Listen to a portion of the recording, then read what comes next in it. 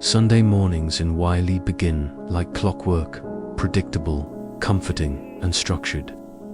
You step into the quiet shuffle of families filing into church, their voices hushed, yet vibrant with polite greetings and practiced smiles. Everyone here knows their role. The script rarely deviates. You can almost feel the coolness of the polished wooden pews against your skin and smell the delicate mingling of floral perfume and fresh coffee drifting from the gathering hall. This place, the Methodist Church on Ballard Avenue, is more than a house of worship. It's the heart of community, the center stage for Wiley's carefully curated performance. Today, you're observing Candy Montgomery and Betty Gore sitting a few rows apart, yet somehow linked by more than proximity. Candy, radiant in a pastel dress, chats animatedly with friends, her smile bright enough to mask the restless yearning beneath. Betty, quieter, slightly withdrawn, clings tighter to Allan's arm, her expression guarded, thoughtful. Both women smile politely when their eyes meet, yet something more complicated passes silently between them: subtle jealousy, curiosity, perhaps an unconscious awareness of an impending collision. It's hard to imagine two women more different. Candy is energetic, effortlessly charismatic, the kind of woman others envy yet admire. Her quick wit and friendly demeanor ensure invitations to every community event. Betty, on the other hand, is reserved, introspective, a woman uncomfortable with the spotlight, content to watch from the sidelines. Both mothers, both wives, and both churchgoers, yet their similarities end there. In their differences, a connection silently begins, rooted in friendship, yet tainted by rivalry. After services, the social ritual continues. Coffee and cake slices are distributed, pleasantries exchanged, and gossip quietly flows like a gentle stream. Candy moves through the room with practiced ease, making everyone she talks to feel special, her laughter melodic. Betty tries to, forcing small talk that never quite feels natural. You wonder if Candy senses Betty's discomfort, or perhaps finds quiet satisfaction in it.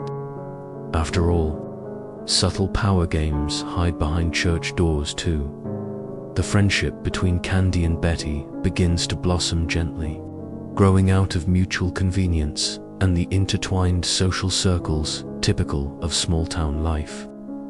They bond quietly at first, exchanging tips about parenting, recipes, and home life. Their conversations hover safely on the surface, avoiding deeper feelings or any hint of the tensions that secretly simmer beneath their polite smiles. But beneath the surface, you sense their silent comparisons. Betty, who often feels overshadowed by Candy's effortless charm, wonders if her reserved nature prevents Allan from truly being satisfied. Candy, outwardly confident, privately struggles with a creeping dissatisfaction in her own marriage, a quiet hunger for excitement that domesticity simply cannot fulfill. Both women feel trapped, each silently questioning what happiness really means in a town that expects perfection. It's not long before Candy and Betty find themselves volunteering together for church projects, sharing whispered conversations as they arrange bake sales or set up Sunday school classrooms. Here, between stacks of coloring books and cupcake trays, the walls around their friendship slowly begin to lower. You observe carefully as the trust deepens, each woman daring to reveal just a little more vulnerability. Betty cautiously admits feeling lonely at times, isolated even when surrounded by family. Candy quietly echoes the sentiment, confessing the creeping boredom of suburban routine. The confession should bring them closer, and superficially it does. But Candy has already begun to quietly notice Betty's husband, Allan, at volleyball practice, an innocent pastime organized by church members. Candy's interest becomes clear, even if she doesn't fully admit it to herself. Allan is gentle, approachable, the exact opposite of her own husband, Pat Montgomery. You sense the careful rationalizations forming in Candy's mind. Tiny justifications for the curiosity she feels. You pause here, sensing the delicate tension. Building, would Candy cross such a sacred boundary? Could such forbidden feelings take root beneath a friendship she genuinely values? Investigators still question whether Candy's interest in Allan was driven by emotional loneliness or simple boredom, a dangerous spark ignited by Suburbia's quiet desperation. Either way, the fuse was lit, unseen by anyone around them. Church life continues uninterrupted. Choir practices echo through the halls, bake sales carry on, and sermons speak vaguely about temptation and the dangers lurking beneath the appearance of innocence. You catch small glances exchanged between Candy and Allan, quick smiles that last just a fraction too long. Betty, perhaps unconsciously aware, grows quieter, withdrawing slightly from church activities. Her distance seems harmless, yet it creates just enough space for Candy's fascination to grow unchecked. Yet Candy and Betty's friendship outwardly remains intact. To the community, nothing seems amiss. The women continue to share casual lunches. Their children play together, and their lives remain neatly intertwined. It's as if neither wants to risk losing the comforting illusion of friendship, even as deeper tensions begin to strain the invisible bonds holding their lives together. You linger briefly on a quirky fact. Despite the growing emotional complexity, Candy and Betty continued to exchange recipes, ironically enough. Betty even shared the recipe for her famous lemon squares, a dessert Candy praised publicly. The bittersweetness of that subtle irony isn't lost on you. Church, friendship, temptation, three threads intertwining dangerously beneath a sunny exterior. In Wiley, such hidden tensions are always present, waiting only for the right spark to erupt. You can already sense it coming, inevitable as the Texas heat. Soon, subtle tensions will break wide open, secrets exposed beneath glaring daylight. Yet, for now, the polite charade continues. Families pack into their cars after service, returning to their homes and neatly ordered lives. Candy waves cheerfully. Goodbye, Betty quietly nods in farewell, and you watch them part ways, each moving deeper into their own quiet desperation. The peaceful facade of Wiley holds strong, for now, but not forever. The morning heat seeps through your clothes as you stand at the edge of Wiley, Texas, in the sweltering summer of 1980. It's a quiet suburb, a collection of tidy homes lined up neatly like dominoes poised to fall. The rhythmic hum of lawn and distant laughter of children fills your ears, yet beneath the peaceful facade, a darker melody waits its turn. Just beneath your feet, cracks snake through the sidewalks, subtle but deep enough to trip those too distracted by appearances. You're listening to 102 Hours where stories don't just get told, they come alive in the dark. Wiley isn't much different from any other small Texas town you've visited. Church picnics, Friday night football, and neighbors who wave as you pass, even if they secretly envy the sheen of your new car or the lushness of your lawn. But today, something feels different. It's in the stifled air, thick enough to choke down the secrets whispered behind closed doors. You glance at the house on Dogwood Drive, ordinary and calm, unaware of the blood that will soon seep into its carpet and memory. But before we dive too deep, let me warn you, once this journey starts, you probably won't survive this. Well, emotionally speaking, anyway. So, before you get comfortable, take a moment to like the video and subscribe to 102 Hours. But only if you genuinely enjoy what I do here. Also, I'd love to know where you're joining from tonight, so go ahead and comment with your location. And local time now, dim the lights. Maybe turn on a fan for that soft background hum. And let 102 Hours guide you into tonight's journey. You step closer to that seemingly perfect suburban street, a silent observer watching a community perform. The choreography of normality, the smell of freshly cut grass mingles with sizzling hamburgers as grills fire up for weekend barbecues. You sense the ease with which the residents move, chatting about trivialities, exchanging polite smiles. But these pleasantries are paper-thin, disguises a shield from deeper truths lurking beneath. Inside one of these charming homes lives Candy Montgomery, a name as sweet as it sounds. At 30, Candy is vivacious and outgoing, embodying everything that draws a community together. Her laughter echoes at neighborhood gatherings, her homemade pies praised at church potlucks. Yet as you linger longer, you sense that something is off attention beneath her warm smile. An undercurrent of restless dissatisfaction she cleverly conceals just a short walk away. Betty Gore moves through her days quietly, more reserved and far less comfortable in her own skin than Candy. At 30 years old as well, Betty teaches elementary school, struggling quietly with inner doubts. Her life seems secure from the outside. A loving husband, 2 young daughters, a steady routine built around her family and church. But, even from where you stand, it's clear her facade is more brittle, easier to shatter. You might wonder what drives women who seem to have everything to silently crave more. You watch Candy and Betty from afar, imagining the hidden thoughts behind their practiced smiles. Both women yearn for something they can't quite name, both trapped by the invisible bars of suburbia's golden cage. In this seemingly ideal setting, envy thrives quietly.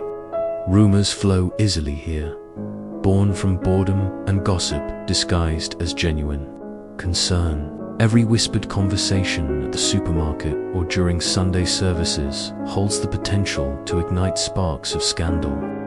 And in a place as small as Wiley, scandal is currents exchanged in hushed voices, quietly fueling jealousies beneath tranquil appearances. Candy seems untouchable, effortlessly charming, deeply involved in the local Methodist church. Yet beneath her confident exterior, loneliness slowly gnaws away.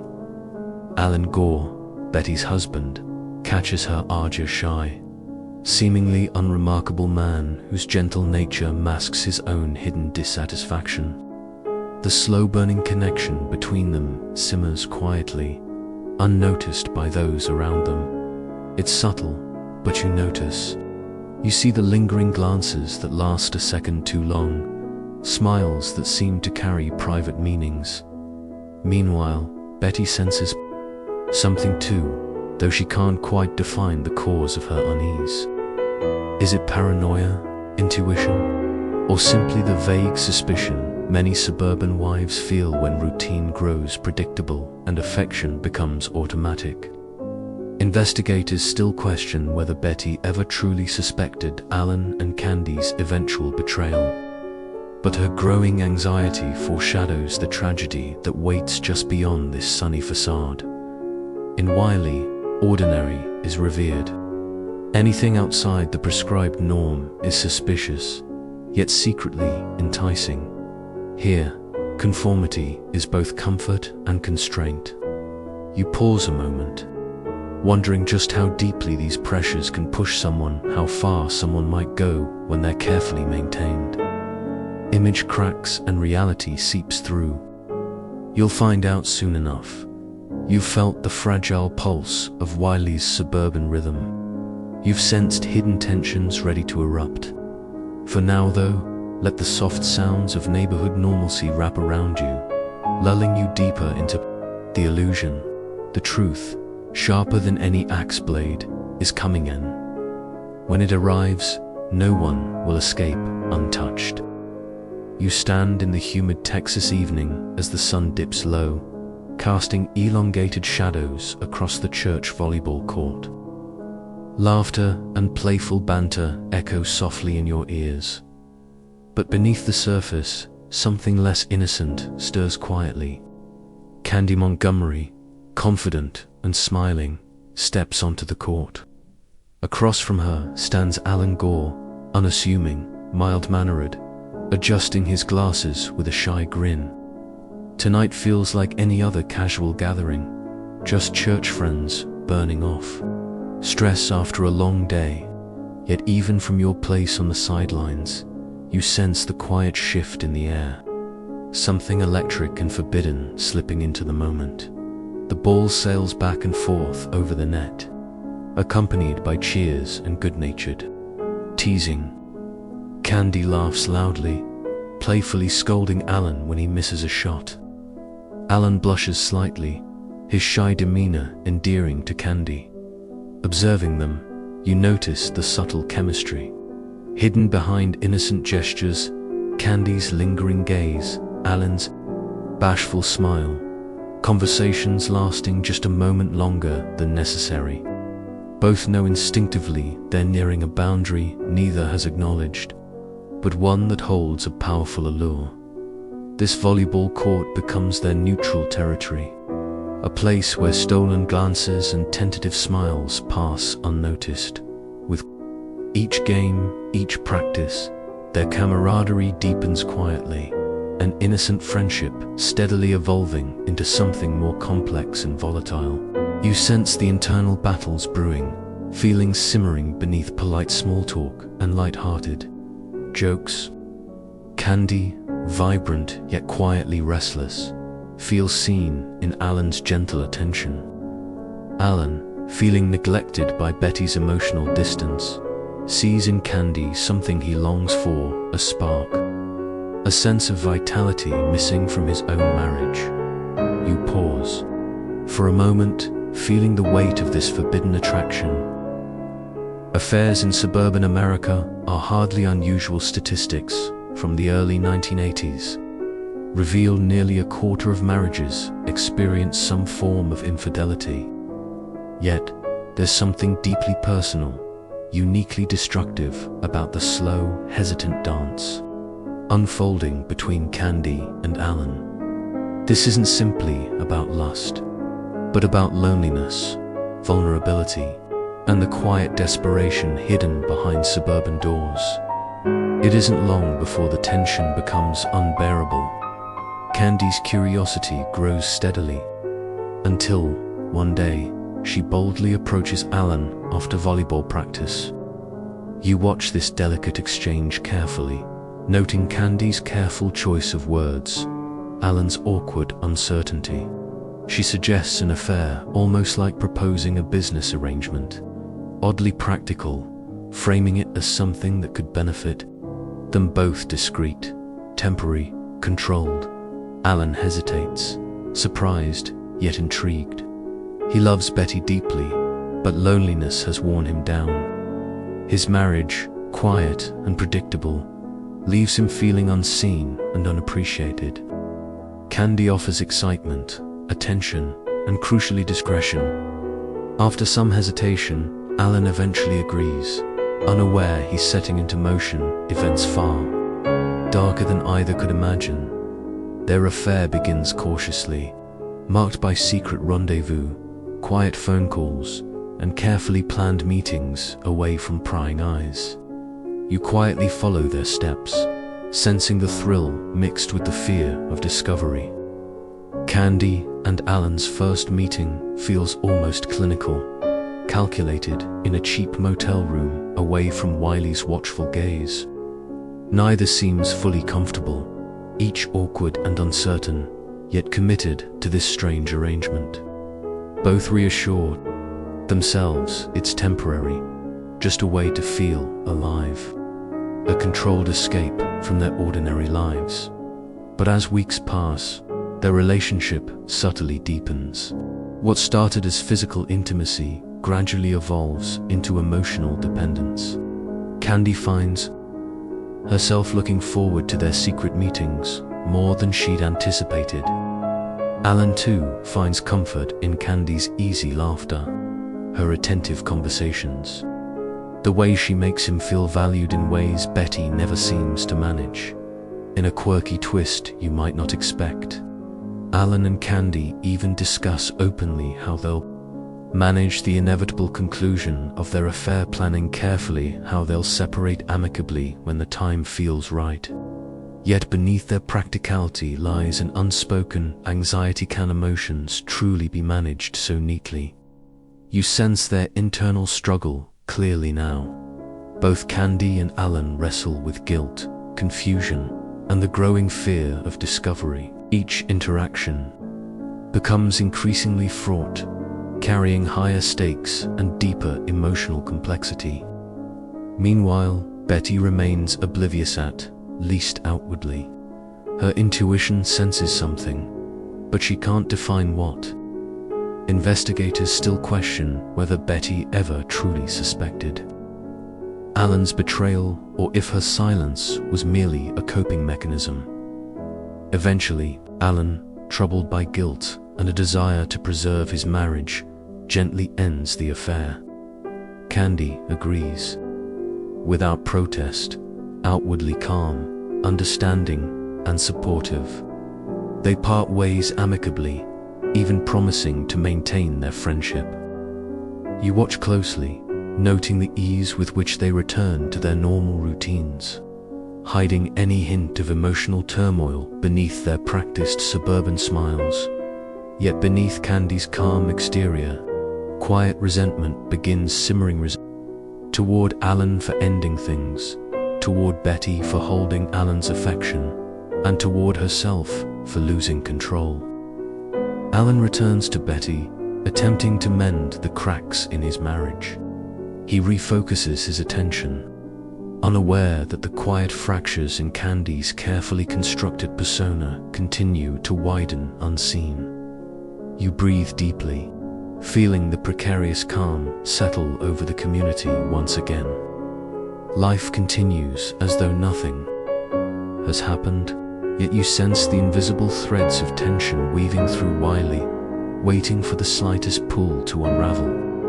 Every smile exchanged between Candy and Allan now feels tinged with quiet danger, every polite greeting between Candy and Betty hiding unspoken bitterness. It's only a matter of time before something breaks. But for now, the quiet facade holds.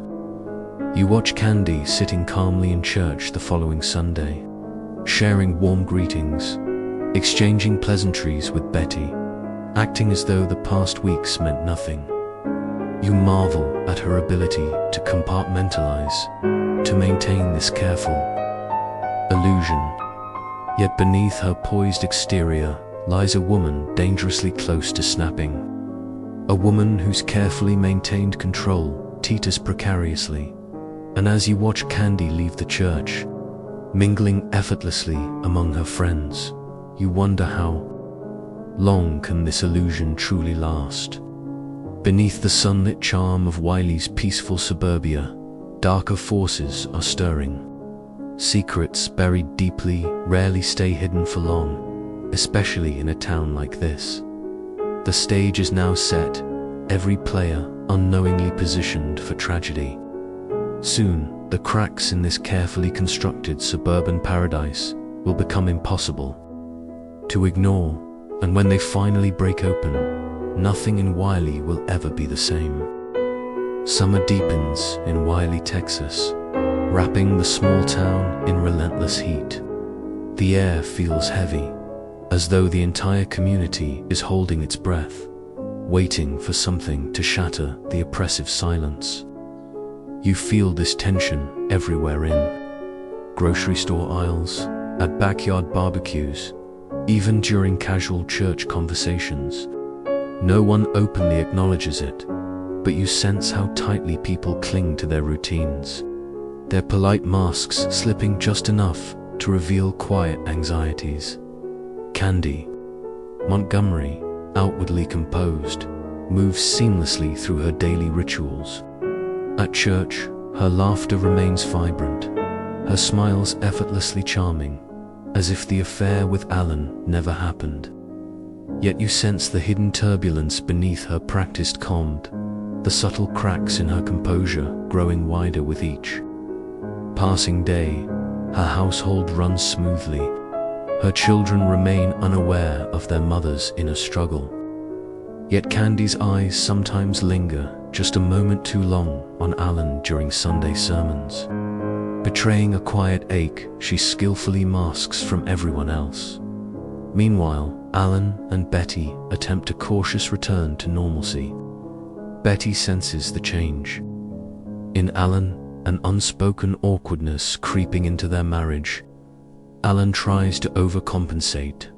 More attention, thoughtful gestures, but Betty quietly notices something forced in his affection. You can almost hear the silent questions echoing. In her mind, has she done something wrong? Is Allan unhappy? Her insecurity deepens, quietly gnawing at the edges of their marriage. Throughout Wiley, a delicate web of secrets and half-truths spins quietly beneath the surface. Gossip continues, harmless on the outside, yet laced with hidden meaning.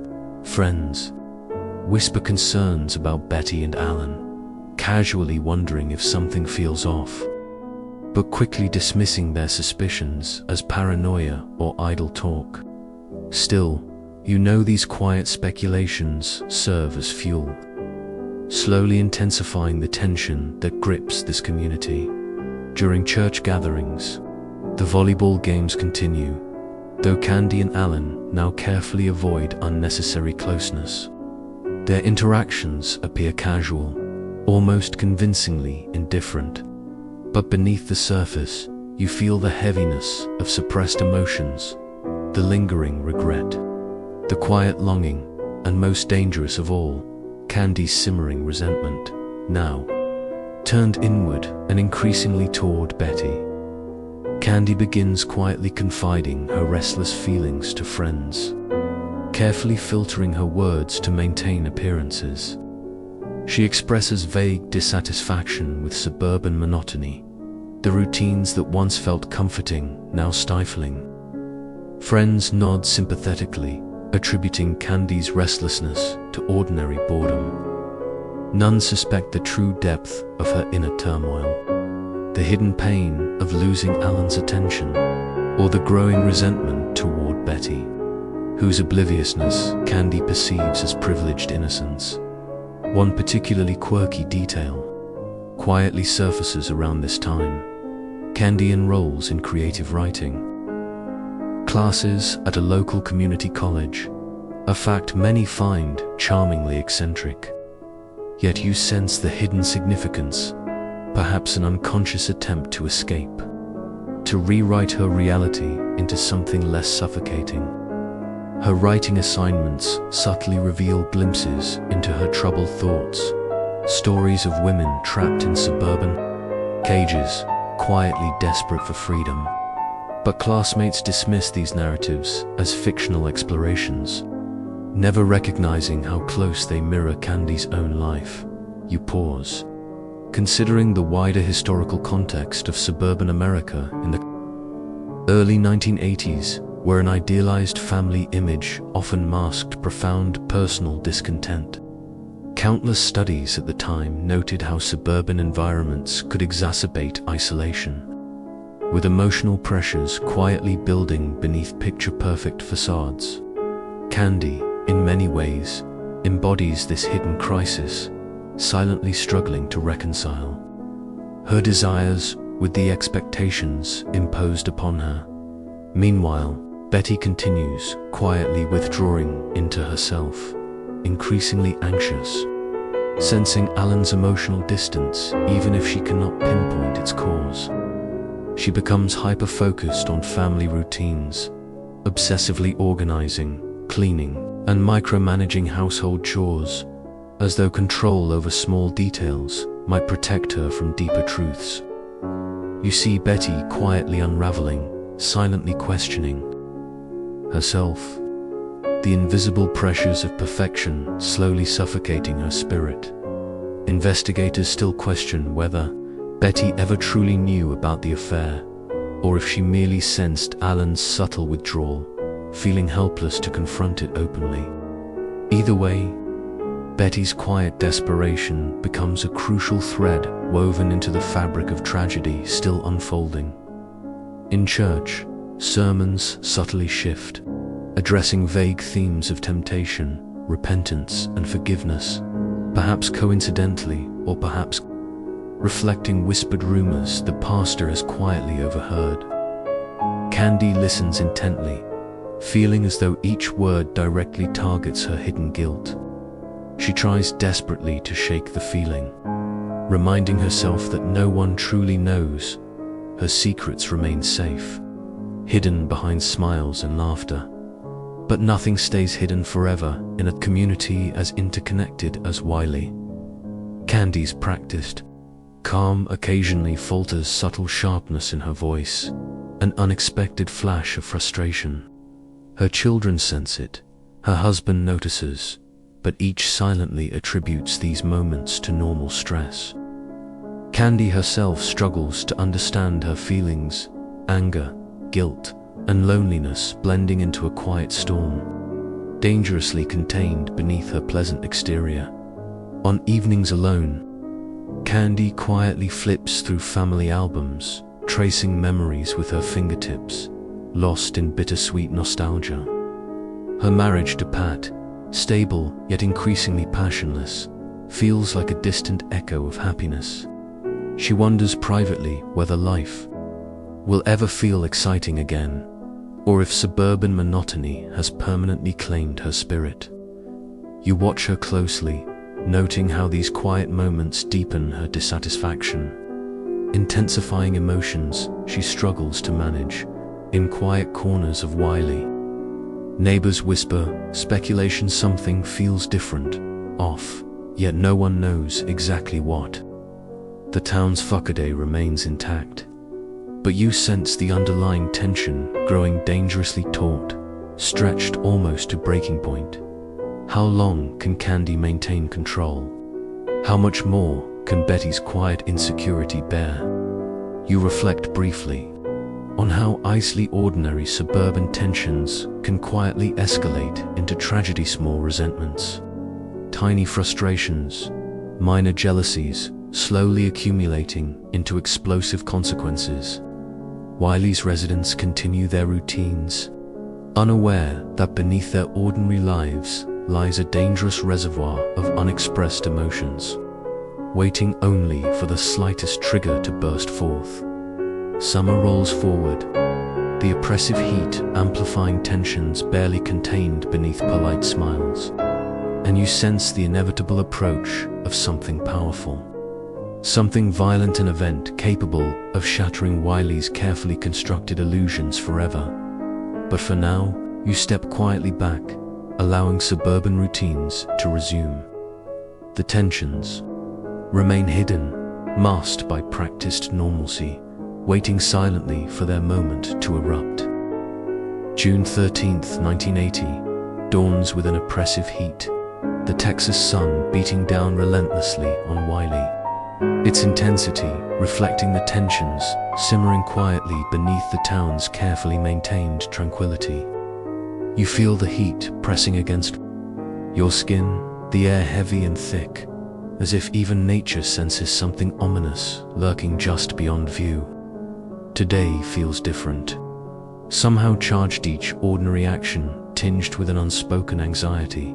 Candy Montgomery's morning starts routinely enough, though beneath her outward calm, an internal restlessness continues gnawing quietly. She moves about her kitchen, preparing breakfast, her motions automatic, but her thoughts scattered. Her mind drifts to mundane tasks, awaiting her picking up vacation Bible school materials, running quick errands, ordinary chores, masking deeper turmoil. She forces herself to smile, chatting casually with her husband, Pat, pretending that everything is perfectly normal. Across town, Betty Gore's morning also begins quietly, a routine marked by predictable patterns. Allan is away on a business trip, leaving Betty home with their infant daughter.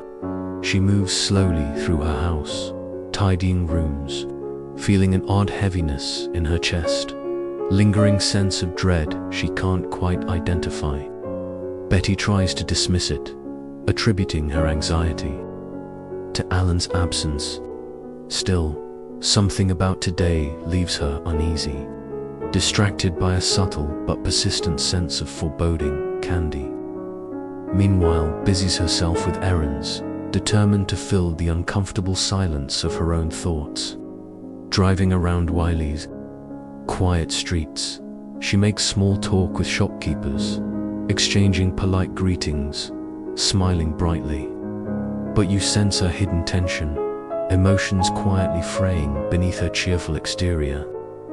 After completing most errands, Candy remembers one final task: collecting a swimsuit from Betty's house for Betty's older daughter, who is staying with Candy's family overnight. Pulling onto Dogwood Drive, Candy parks her station wagon in front of Betty's home. The neighborhood feels unusually quiet, sunlight harshly illuminating lawns, meticulously maintained, houses aligned neatly like soldiers awaiting orders. Candy approaches the door, her steps hesitant yet determined. She rings the doorbell, feeling a vague discomfort, a subtle nervousness she tries to dismiss. Betty opens the door, greeting Candy quietly, her eyes cautious, perhaps slightly guarded. Something unspoken lingers between them, subtle but palpable.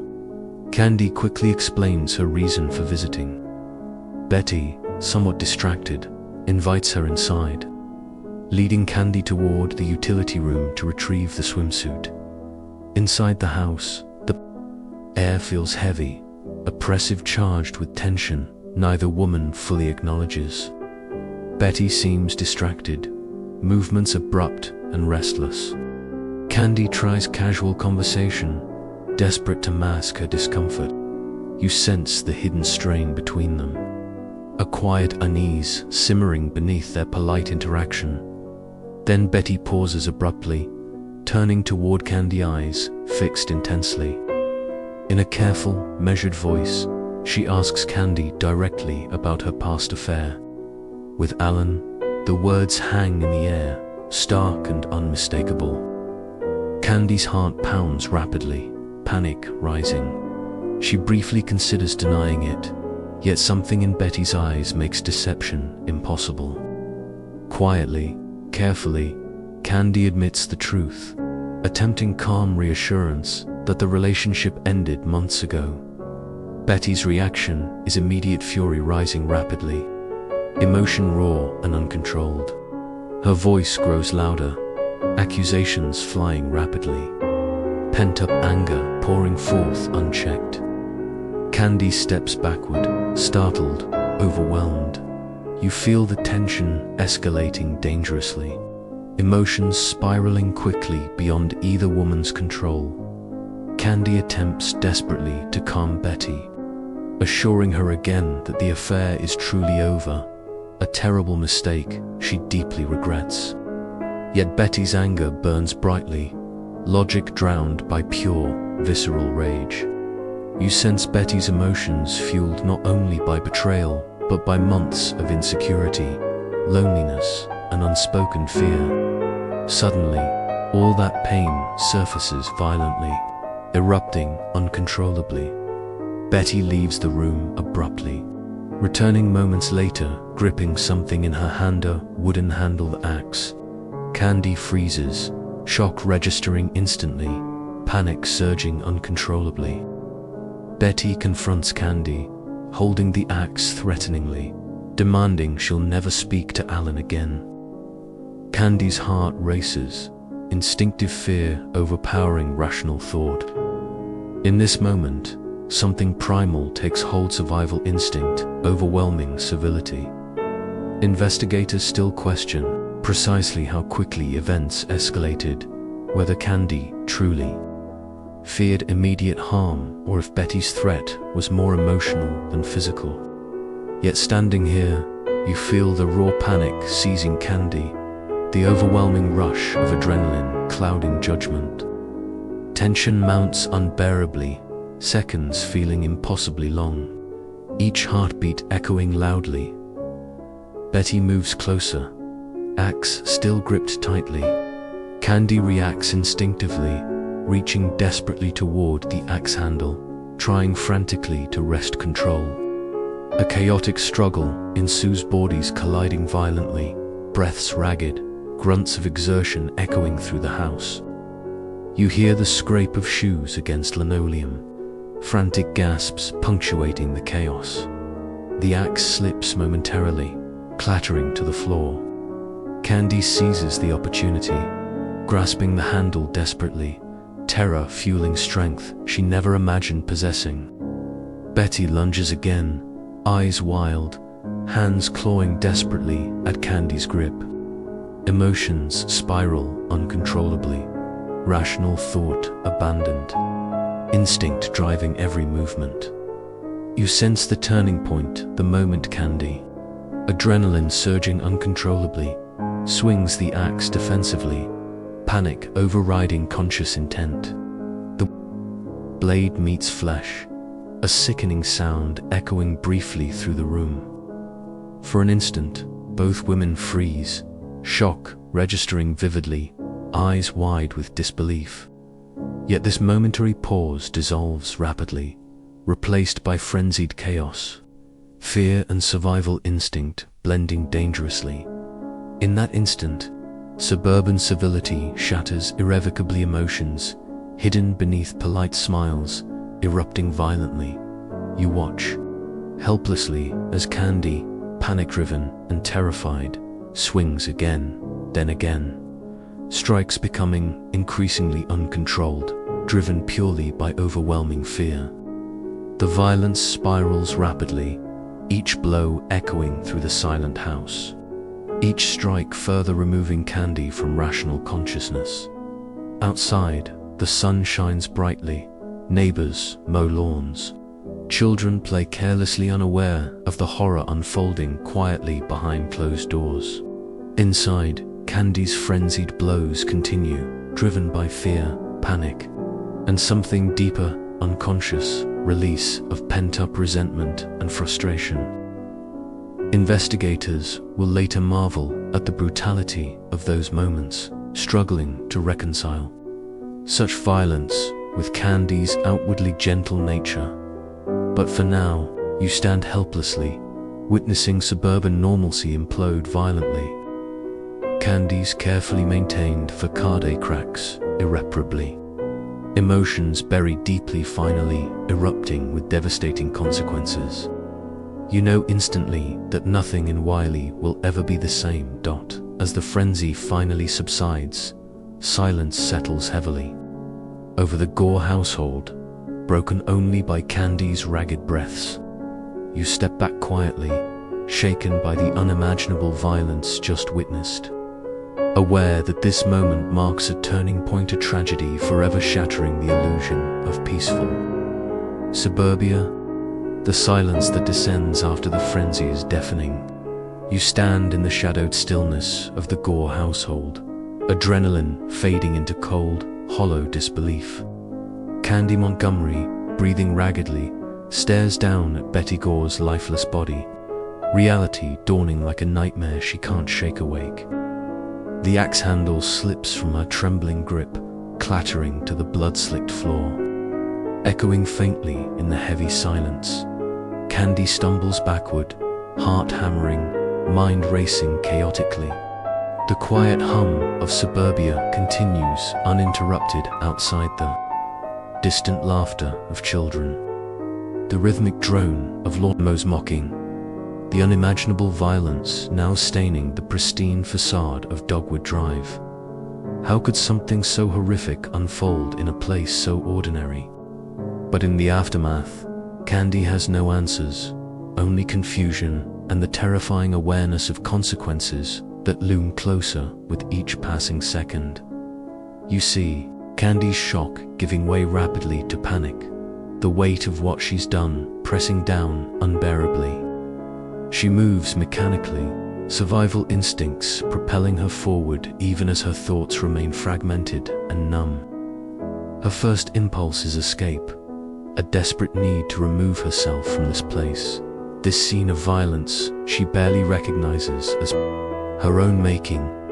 Yet, as she prepares to flee, something pulls her attention sharply. The faint cries of Betty's infant daughter echoing softly from the nursery down the hall.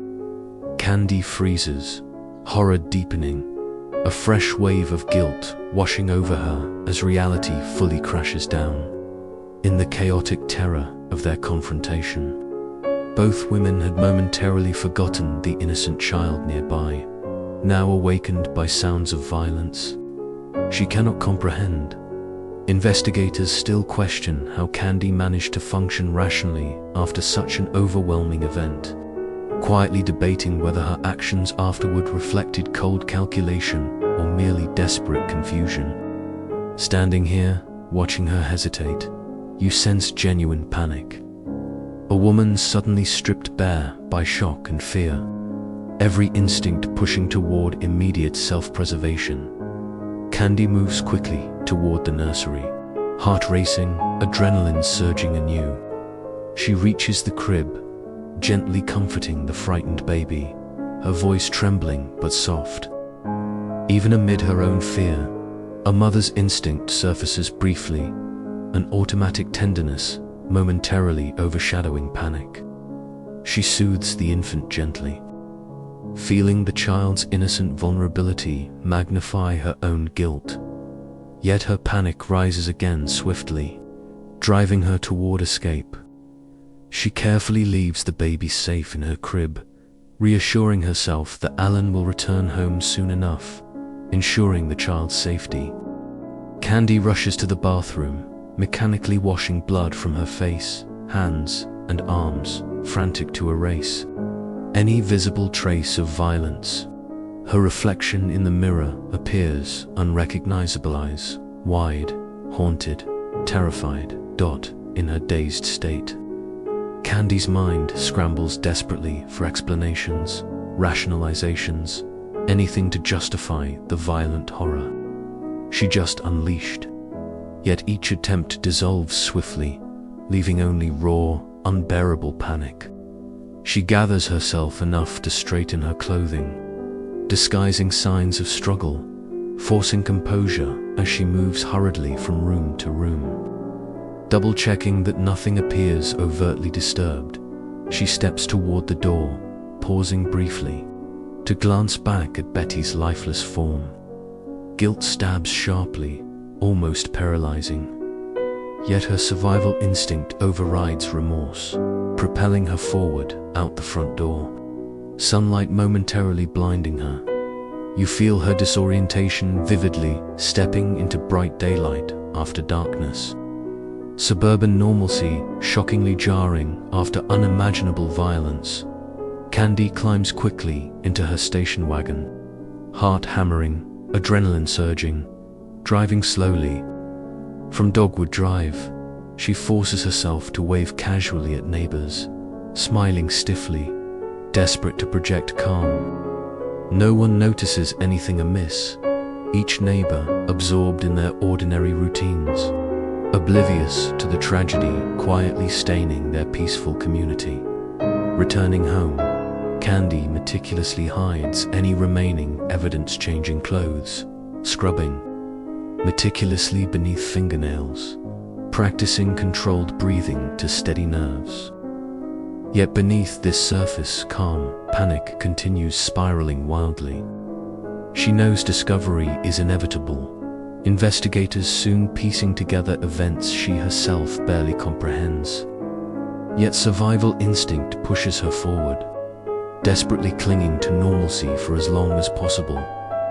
Hours pass slowly, dread steadily deepening, Allan Gore eventually phones Candy, anxious after repeatedly failing to reach Betty. Candy feigns concern convincingly, her voice carefully controlled as Allan's worry grows increasingly frantic. She gently reassures him, offering to help locate Betty, each word carefully measured, betraying nothing. Meanwhile, back on Dogwood Drive, Betty remains undiscovered. Silence deepening around her lifeless form, the household eerily quiet except for the faint whimpers of her infant daughter. Outside, neighbors carry on, obliviously, unaware of the violence quietly staining their peaceful street.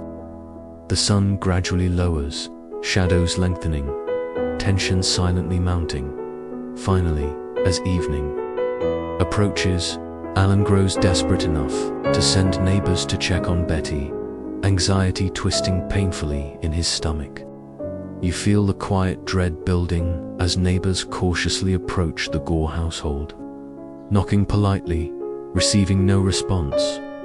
Anxiety deepens, tension palpable as they carefully enter, calling Betty's name softly, unease steadily mounting. There, discovery is swift, brutal, unforgettable. Shouts echo sharply, disbelief and horror rippling outward rapidly. Word spreads quickly through Wiley, shockwaves shattering suburban tranquility irrevocably.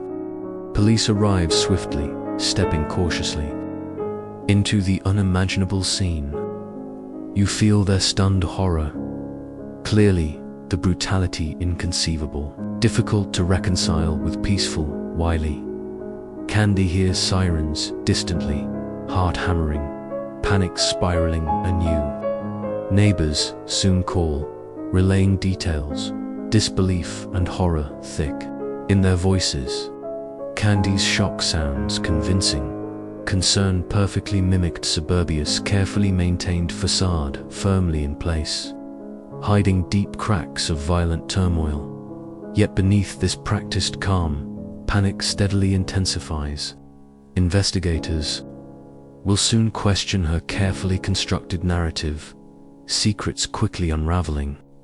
She senses how precariously her freedom now hangs one slip, one mistake enough to collapse her entire illusion. As darkness falls gently over Wiley, suburban tranquility shattered irreparably, you step quietly back, sensing the magnitude of what Candy has done, the unthinkable violence lurking quietly beneath suburban normalcy. The investigation has barely begun, secrets poised to spill into glaring daylight, questions multiplying rapidly. Yet tonight, beneath the quiet cover of darkness, Wiley remains suspended in disbelief, residents clinging desperately to comforting illusions even as violent truths lurk dangerously close. And Candy, trapped in her own quiet nightmare, silently braces for discovery, knowing deep down that time is swiftly running out. Night settles heavily over Wiley, Texas, casting long shadows that creep across manicured lawns and silent homes. You sense an unease permeating the community, residents anxiously whispering behind drawn curtains, phone lines buzzing quietly with disbelief. The small town, so accustomed to safety and predictability, struggles to comprehend the violence now staining its idyllic image. For Candy Montgomery, trapped inside her own quiet nightmare, the darkness feels especially suffocating every passing second, increasing the unbearable weight of her secret.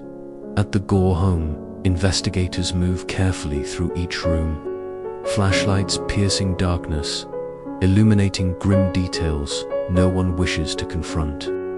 The scene before them feels surreal, a stark contradiction of Wiley's peaceful facade. Detectives, seasoned by experience but visibly shaken, quietly begin piecing together fragments of evidence. The brutality overwhelms them. 41 distinct axe wounds inflicted upon Betty Gore, a degree of violence profoundly at odds with this quiet community.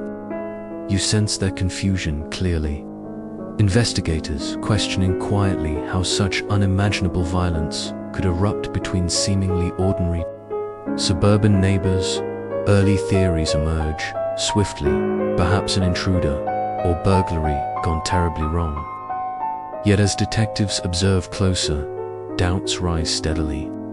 No signs of forced entry appear. Valuables remain untouched. The violence seems personal, driven by deep emotion rather than random aggression. You watch them meticulously catalogue evidence, carefully noting details, yet privately struggling to reconcile the horror with this seemingly peaceful suburb. Meanwhile, Candy lies awake at home, anxiety twisting painfully in her chest. She replays the confrontation obsessively, guilt stabbing sharply each time memories resurfaced.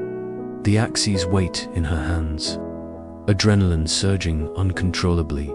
Betty's terrified eyes. Investigators still question whether Candy truly recalls each frantic strike clearly, or if traumatic shock has fragmented her memory irreparably. Either way, you sense Candy's profound terror as she silently awaits inevitable discovery, panic slowly devouring rational thought. Allan Gore arrives home to Wiley late, grief-stricken and shocked beyond comprehension. Neighbors surround him, gently, voices hushed with compassion, carefully shielding details too gruesome to immediately reveal. Allan's confusion deepens rapidly, struggling to comprehend violence so viciously directed at Betty quiet, gentle Betty, whose shy demeanor and reserved nature seemingly invited no enemies. Friends gently comfort him, unaware of hidden layers soon unraveling. Candy visits Allan briefly, compelled by guilt yet driven by self-preservation to maintain appearances. You watch closely as she gently comforts him, voice trembling convincingly, with shock carefully masking panic and desperation. Allan, overwhelmed, leans on her presence unknowingly, grateful for her empathy. You marvel briefly at Candy's ability to compartmentalize, burying overwhelming panic beneath practiced calm. Yet beneath Candy's outward control, turmoil steadily deepens. Sleep evades her, anxiety consuming every thought. Detectives soon knock softly on her door, polite yet insistent, requesting routine questioning given her known friendship with Betty. Candy's heart pounds rapidly, panic surging. She smiles stiffly, inviting investigators inside. Voice carefully controlled despite rising dread. The questioning begins cautiously. Detectives observing Candy closely, outwardly sympathetic, yet internally alert for subtle signs of deception. Candy's answers sound rehearsed but convincing, her composure unwavering despite inner turmoil. Yet as questioning intensifies, investigators sense subtle cracks, slight tremor in her voice, hesitation before answering seemingly innocent questions. Suspicion quietly grows, detectives silently exchanging cautious glances. You reflect briefly on historical cases of suburban violence, recalling how investigators often struggled initially to suspect neighbors they viewed as ordinary, friendly. Candy Montgomery perfectly embodies this suburban paradox, outwardly charming, actively involved in community life, seemingly incapable of brutality. Yet history repeatedly demonstrates violence lurking behind ordinary appearances. Detectives carefully ask about Allan, gently probing Candy's relationship with him. Candy smiles calmly, describing a friendship born from mutual church activities. Yet beneath her pleasant demeanor, detectives sense guardedness, subtle defensiveness, quiet signal alerting their instincts. Investigators leave politely, thanking Candy warmly, yet privately noting discomfort she tries desperately to conceal. Days pass agonizingly slowly, Wiley's residence quietly absorbing shock, grief deepening, anxiety silently mounting. Gossip circulates cautiously, whispers growing louder, speculation increasingly pointed. Candy feels neighbors' polite smiles subtly shifting, eyes lingering curiously longer, greetings sounding faintly colder. She wonders, privately, whether paranoia magnifies perceived suspicion or if neighbors genuinely sense hidden truths. Meanwhile, investigators quietly gather evidence, suspicion narrowing steadily. Interviews subtly confirm tensions beneath Candy and Betty's outward friendship. Rumors quietly surfacing about Allan's distance from Betty. Detectives meticulously trace timelines, carefully reconstructing Candy's movements on June 13th. Inconsistencies quietly emerge, subtle yet undeniable. You sense the tightening noose Candy feels closing slowly around her. Panic escalating uncontrollably. Finally, police return quietly, knocking firmly on Candy's door, once more this time bearing a warrant. You watch her composure briefly falter, shock and terror registering vividly. Candy cooperates mechanically, heart hammering, survival instinct desperately controlling each gesture, every carefully chosen word. Officers gently escort her to the station, polite yet professionally distant. Suspicion undeniably present. Inside the interrogation room, questioning grows increasingly pointed. Detectives calmly confront Candy with inconsistencies, evidence quietly dismantling her practiced narrative. Candy remains outwardly composed yet internally frantic, panic spiraling, desperately searching for explanations investigators might believe. Hours pass, exhaustion deepening, pressure intensifying unbearably. Finally, under mounting pressure, Candy quietly admits visiting Betty on June 13th. Initially claiming simple conversation escalated unexpectedly into confrontation. Detectives observe her carefully, noting anxiety beneath controlled confession. Yet Candy carefully frames events, positioning herself defensively. Betty initiating confrontation, wielding the axe first, her own actions purely self-defense driven. By overwhelming panic, investigators remain skeptical yet quietly uncertain. Could Betty, shy and reserved, truly initiate such violence unprovoked? Or was Candy skillfully manipulating truth, leveraging subtle deception to escape culpability? You sense detectives' quiet frustration, truth hovering ambiguously beyond reach. Candy's carefully measured narrative, difficult to conclusively disprove. Yet despite lingering doubts, detectives quietly decide evidence sufficiently warrants Candy's arrest, formally charging her with Betty Gore's brutal murder. News swiftly spreads through Wiley, shock deepening, disbelief rippling rapidly. Residents struggle reconciling Candy-friendly neighbor, church, volunteer with unimaginable violence. Suburban illusions crumble rapidly, revealing dark truths, lurking quietly beneath, as Candy quietly awaits trial. You step back thoughtfully, sensing unresolved mysteries lingering silently. Questions multiply rapidly, truth remaining frustratingly elusive beneath Candy's careful narrative. Wily residents, shaken profoundly, cling desperately to fragments of illusion reality difficult to fully accept. Yet beneath comforting illusions, violent truths remain uncomfortably close. Suburbia's polished facade has cracked irreparably, dark revelations still unfolding. The trial arrives like an ominous cloud settling over Wiley, Texas, heavy with anticipation, suspicion, and unspoken fear. The peaceful suburban town, already deeply shaken, now finds itself under the intense scrutiny of the public eye. You sense the community holding its breath, collectively anxious to witness justice, yet fearful of the truths soon revealed. Candy Montgomery enters the courtroom calmly, outwardly composed, her expression carefully neutral, betraying none of the turmoil, quietly raging beneath. Her appearance is neatly polished, hair carefully styled, clothing modest and demure, every detail deliberately chosen to reinforce innocence. Yet beneath this carefully constructed facade, her eyes betray quiet fear, awareness of stakes unbearably high. The courtroom feels charged, residents filling seats anxiously, curiosity mingling uneasily with skepticism. Allan Gore sits quietly near the front, visibly shaken, grief and confusion etched deeply on his face.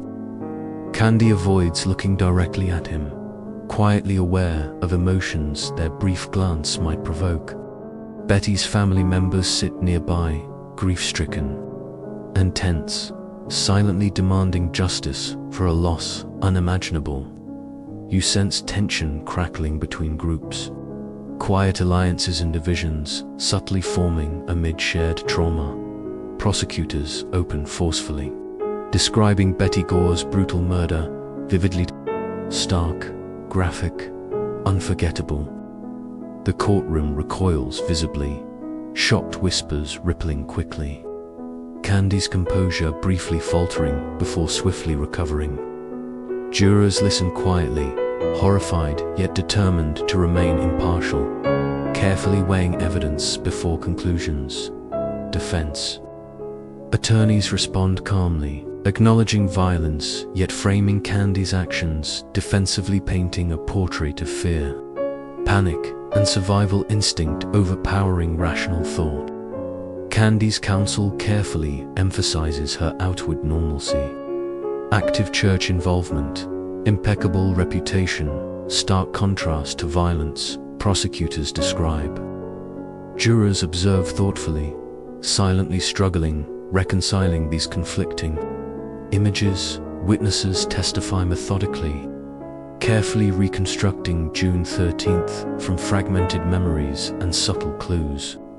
Neighbors recall Candy's calm demeanor hours after violence, unaware of horror concealed behind polite smiles. Detectives meticulously describe evidence collection, emphasizing forensic details subtly contradicting Candy's initial statements. You feel jurors absorbing each piece quietly, carefully assembling puzzle pieces into coherent narrative. A particularly quirky detail emerges during testimony. Candy reportedly removed her shoes after the violence, washing them meticulously in Betty's sink, carefully eliminating visible blood before leaving. Prosecutors highlight this subtly chilling act, questioning whether such deliberate actions reflect genuine panic or calculated deception. Jurors consider quietly, uncertainty deepening subtly. Psychological experts testify carefully, offering insights into Candy's state of mind, debating fiercely whether trauma-induced dissociation explains violence's brutality or if deeper motives lurk quietly beneath surface claims of self-defense. Jurors listen intently, silently assessing competing explanations, each perspective deepening complexity of judgment required.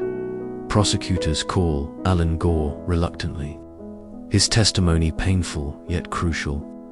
Allan quietly describes his affair with Candy, confirming rumors swirling quietly through Wiley. Jurors observe carefully, noting Allan's deep remorse, yet quiet uncertainty regarding Candy's capacity for violence. Candy listens silently, outwardly calm, privately mortified as intimate details spill openly into public record.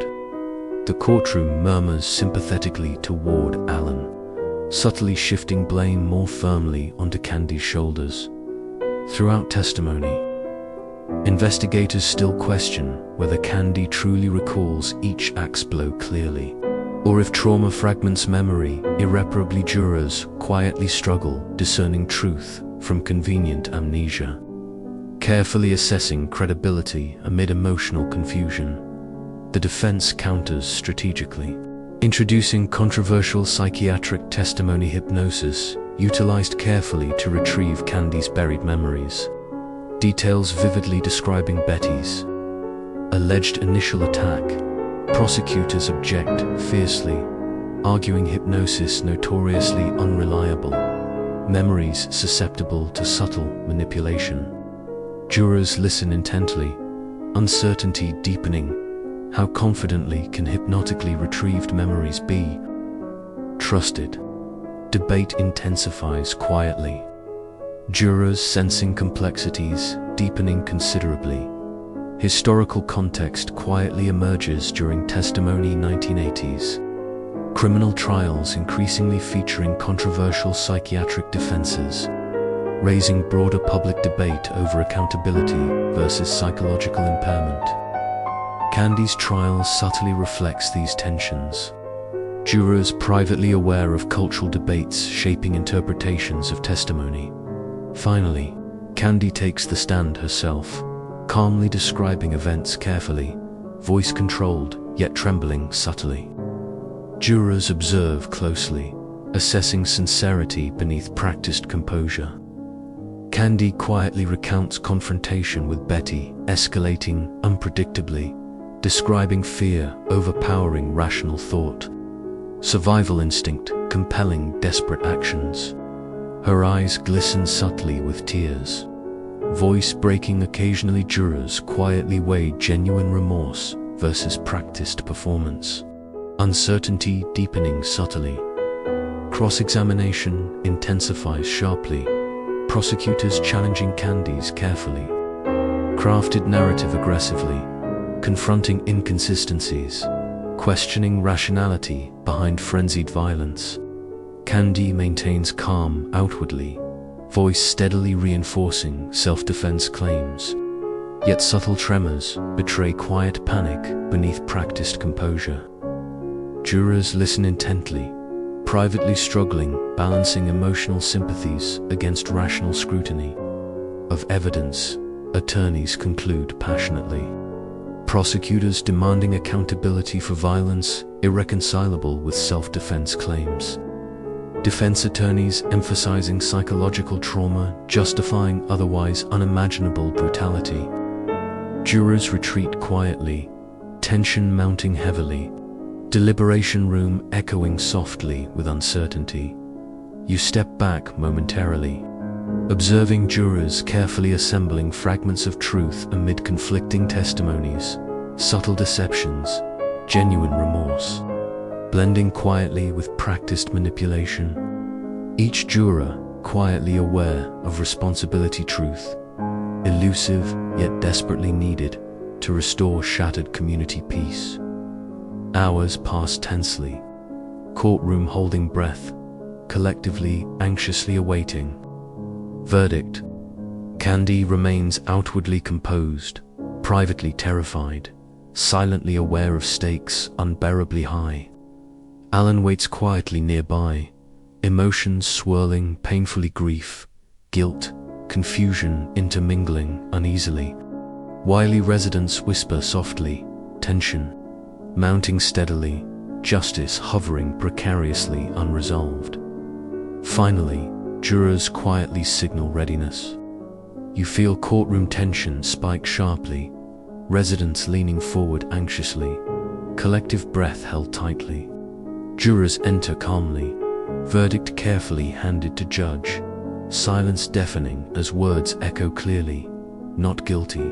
The courtroom erupts. Instantly gasps of disbelief, murmurs swelling rapidly into outraged cries. Candy's composure briefly falters, shock vividly registering before swiftly recovering practiced calm. Allan sits stunned, disbelief deepening, grief profoundly. Residents exchange stunned glances, emotions flaring sharply, justice seemingly denied. Violent truth unresolved beneath careful rationalizations. Yet amid confusion, jurors quietly affirm. Verdict carefully deliberated, justice served according to evidence, painstakingly assessed. Investigators silently question forever whether truth emerged fully or deception. Subtly manipulated outcomes and certainty lingering permanently. You quietly sense suburban tranquility shattered irrevocably. Wiley's residents forever aware now of violence lurking dangerously behind polite smiles. Candy Montgomery, outwardly vindicated yet privately tormented. Silently aware, freedom comes at profound emotional cost. Suburbia's polished facade lies cracked irreparably. Violent truths hidden precariously beneath carefully maintained illusions. Permanently unresolved. Justice forever ambiguous beneath subtle deceptions quietly tolerated. Wiley, Texas, struggles beneath the heavy shadow of the controversial verdict. The small town, already shattered by the unimaginable violence of Betty Gore's death, now faces another painful fracture. Justice seemingly denied. You sense the community's disbelief curdling quietly into resentment and suspicion. Residents unable to reconcile Candy Montgomery's acquittal with the brutality everyone knows occurred behind closed doors on Dogwood Drive. Candy steps back into her ordinary life, outwardly calm yet inwardly tormented. Freedom feels surreal, illusion precariously balanced, fragile enough to collapse beneath a single misstep. Neighbors greet her stiffly, polite smiles masking lingering distrust, quiet judgment hidden beneath carefully maintained suburban decorum. Candy senses subtle ostracism, quiet whispers trailing her wherever she goes, eyes following curiously yet coldly. Beneath practiced composure, her internal isolation deepens painfully. Meanwhile, Allan Gore attempts quietly rebuilding, shattered. Remnants of family life, grief deeply etched on his face, guilt twisting constantly within. Friends comfort gently yet privately question. Allan's role in fidelity, quietly perceived as contributing indirectly to Betty's tragic end. Allan retreats further inward, profoundly isolated, attempting desperately to shield daughters from painful truth, yet aware innocence permanently shattered. Candy considers leaving Wiley, suburban familiarity now suffocating, judgmental whispers amplifying internal turmoil.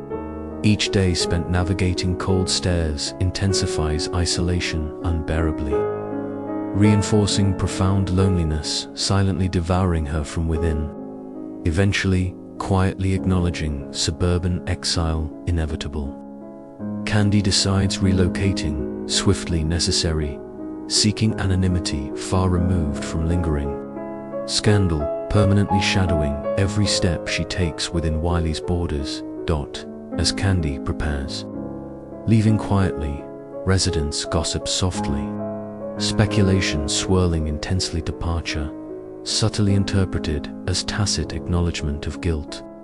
Attempts escaping permanent judgment silently cast upon her. Few openly confront Candy, yet subtle messages linger constantly. Cold shoulders, polite greetings masking unmistakable resentment. Candy senses clearly how profoundly violence irrevocably damaged community trust. Relationships frayed irreparably beneath surface civility. In a quirky twist, quietly echoing suburban irony, Candy's moving day feels shockingly ordinary. Neighbors, quietly observing, truck loading carefully. None openly offering assistance, yet silently relieved. Scandal, quietly departing neighborhood permanently. Candy's possessions, boxes neatly packed, symbolize shattered dreams, family stability. Suburban acceptance permanently forfeited beneath hidden violence, now publicly revealed. Candy moves quietly to Georgia. Anonymity immediately comforting, yet isolating. New neighbors greet politely, blissfully unaware, violent past lurking silently behind Candy's practiced smile. You sense her relief, vividly freedom from constant scrutiny, profoundly liberating initially, allowing fragile attempts, rebuilding normalcy quietly. Yet Candy privately struggles, profoundly truth, hidden carefully beneath new facade, constantly threatens exposure. Anxiety twisting deeply within each interaction. Every carefully maintained friendship potentially unraveling beneath whispered revelations quietly circulated. Back in Wiley, Betty Gore's daughters now live quietly with grandparents. Innocence permanently altered by unimaginable tragedy staining childhood memories irreparably. Allan visits regularly, grief profoundly present beneath practiced strength. Quietly determined, providing stability despite internal turmoil permanently endured. Grandparents carefully shield girls from painful truths, yet subtle whispers inevitably reach innocent ears. Truth, partially revealed, quietly fragments. Childhood perceptions permanently dock. Community life continues quietly, yet Wiley forever altered. Profoundly beneath surface normalcy, carefully reconstructed. Subtle reminders persist. Constantly empty pews during Sunday services where Gore family once sat. Quiet hesitations during casual conversations, carefully avoiding painful memories. Permanently etched deeply within collective consciousness. Residents privately acknowledge suburban innocence, permanently shattered illusion. Safety irretrievably lost beneath violence, quietly lurking uncomfortably close behind carefully maintained facades. Investigators still question quietly whether justice truly served adequately or deception subtly manipulated truth irreparably beneath. Carefully maintained appearances permanently hiding violent motivations. Yet investigation officially closed. Truth frustratingly elusive beneath conflicting narratives, permanently unresolved quietly beneath practiced. Rationalizations carefully accepted. Historical context quietly emerges, reflecting broader suburban anxieties of early 1980s cultural pressures, intensifying domestic isolation. Quietly exacerbating tensions, capable erupting violently beneath outward appearances, meticulously maintained. Candy Montgomery's trial subtly symbolizes broader tensions. Silently pervasive truth, often obscured beneath practiced normalcy, quietly disguising profound emotional turmoil, permanently hidden behind polite smiles, constantly masking subtle desperation, silently endured privately. Modern retellings quietly echo fascination, enduring permanently cities. Candy and love and death, dramatizing complexities, profoundly resonant decades later. Cultural obsession, permanently lingering quietly beneath surface fascination, exploring. Suburban violence hidden behind practiced civility, permanently maintained outwardly. Audiences privately sense fascination, rooted deeply within unsettling awareness. Violence quietly possible within ordinary communities, outwardly appearing peaceful. Illusions permanently shattered beneath quiet revelations, carefully dramatized publicly. Candy Montgomery quietly rebuilds life privately.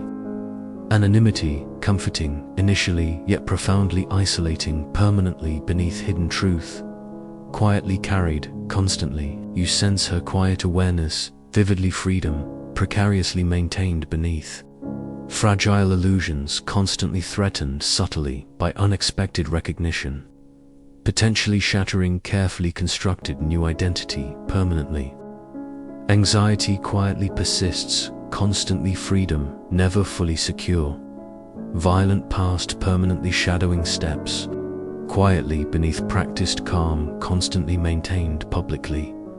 You step back thoughtfully, observing Wiley, permanently altered profoundly, yet quietly resilient beneath suburban routines, carefully resumed publicly.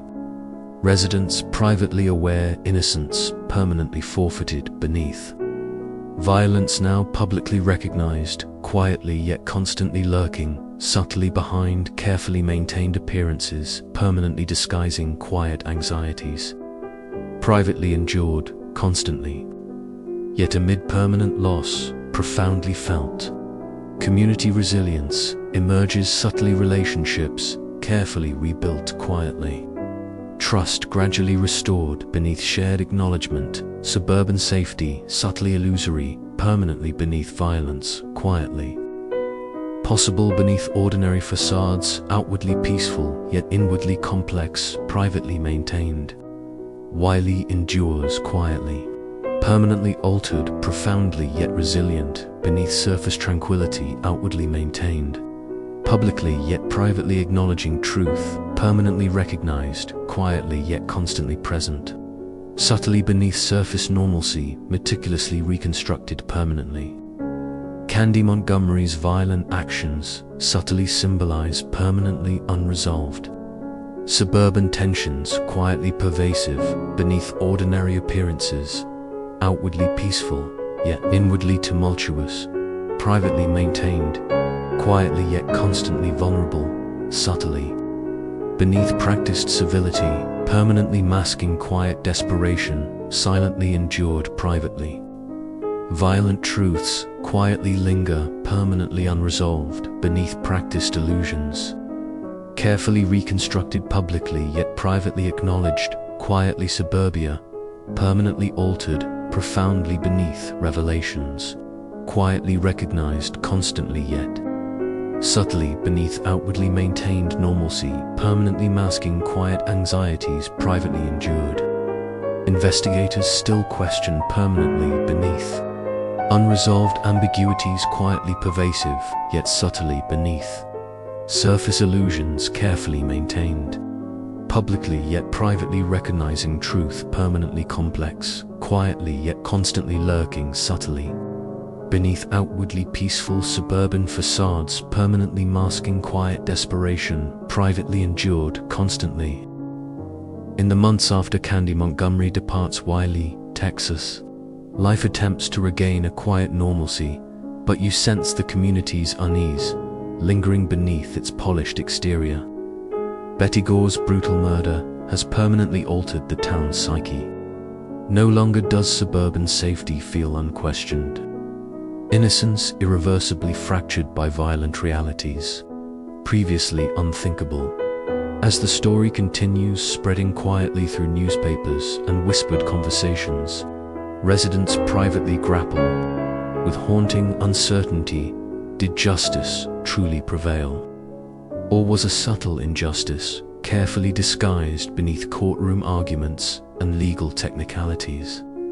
Each neighbor quietly carries an opinion privately, rarely voicing genuine feelings openly. Yet deeply aware, Wiley's sense of community trust has eroded significantly. Candy's relocation to Georgia initially grants temporary anonymity, offering superficial comfort beneath carefully maintained appearances.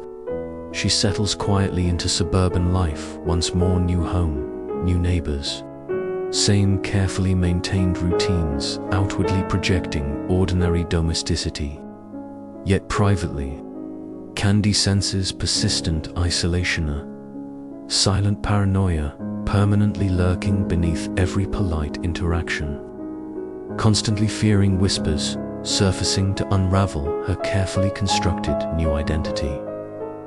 You watch quietly as Candy attempts ordinary life again, outwardly participating in community activities, PTA meetings, and neighborhood events.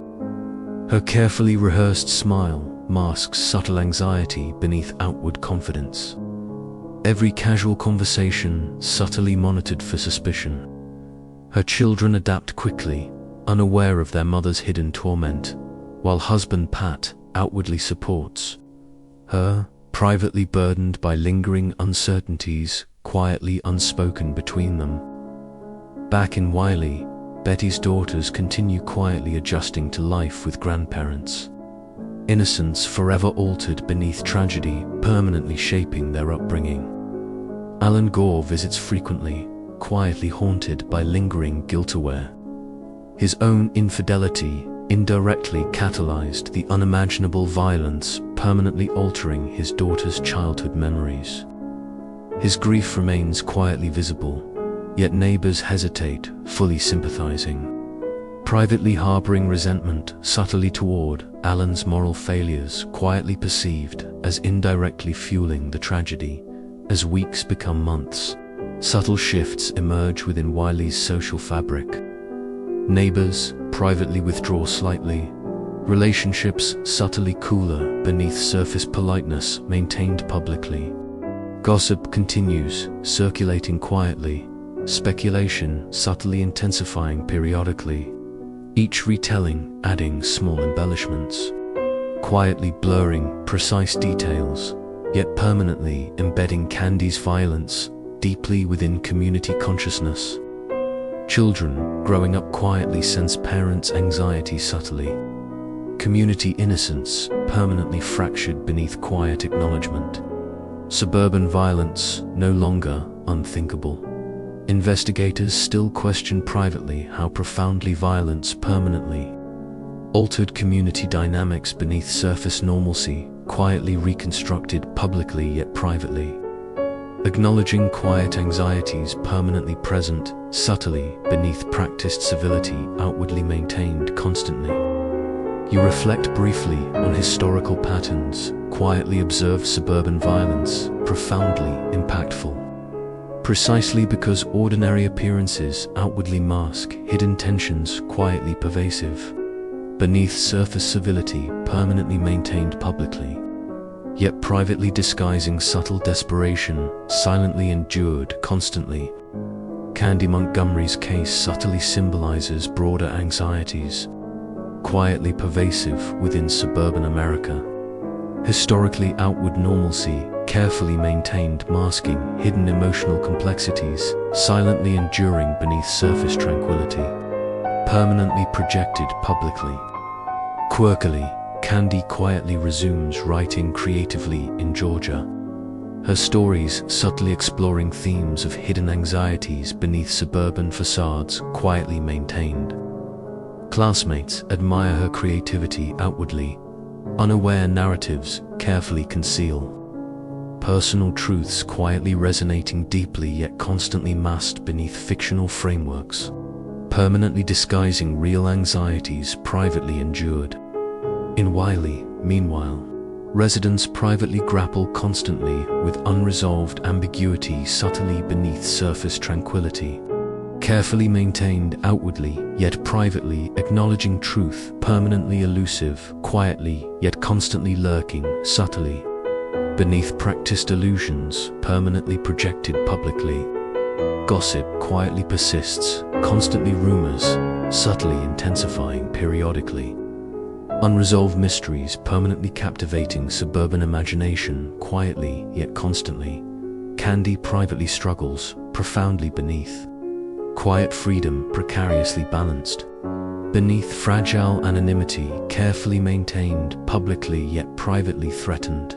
Constantly by subtle paranoia permanently lurking beneath polite interactions, carefully monitored subtly for suspicion. Permanently lingering quietly yet constantly. Beneath ordinary appearances meticulously reconstructed publicly. Investigators quietly consider historical parallels, subtly resonating medical cases, historically challenging public perceptions of suburban innocence, carefully maintained outwardly, yet privately recognizing violence, quietly possible, subtly. Beneath ordinary facades, permanently masking quiet desperation, privately endured, constantly. Community resilience quietly emerges subtly despite profound trauma permanently endured beneath. Violence quietly acknowledged constantly yet subtly beneath practiced civility outwardly maintained publicly. Relationships privately mend gradually. Beneath shared acknowledgement, suburban safety subtly illusory permanently beneath violence, quietly lurking subtly beneath outwardly peaceful facades. Permanently maintained publicly yet privately recognizing quiet anxieties, permanently present. Constantly. You quietly observe Wiley residents, privately adapting gradually. Trust cautiously rebuilding beneath surface tranquility. Carefully maintained outwardly, yet privately acknowledging truth permanently altered, profoundly beneath violence, quietly. Recognized constantly yet subtly, beneath outward normalcy, permanently projected publicly. Candy Montgomery quietly endures persistent anxiety, subtly beneath ordinary appearances. Carefully reconstructed publicly, yet privately recognizing violent past, permanently shadowing steps. Quietly beneath practiced calm, constantly maintained outwardly. She privately acknowledges freedom, permanently precarious beneath hidden truths, quietly lurking constantly. Subtle paranoia permanently shadowing, carefully constructed new identity permanently. Suburbious, carefully polished facade, quietly cracks.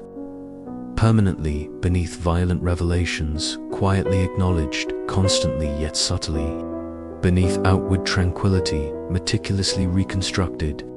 Publicly yet privately recognizing quiet anxieties, permanently present, constantly. Residents privately grapple, constantly beneath unresolved ambiguity, subtly lingering. Quietly beneath practiced normalcy, carefully maintained publicly, yet privately recognizing truth, permanently complex. Quietly yet constantly lurking, subtly beneath.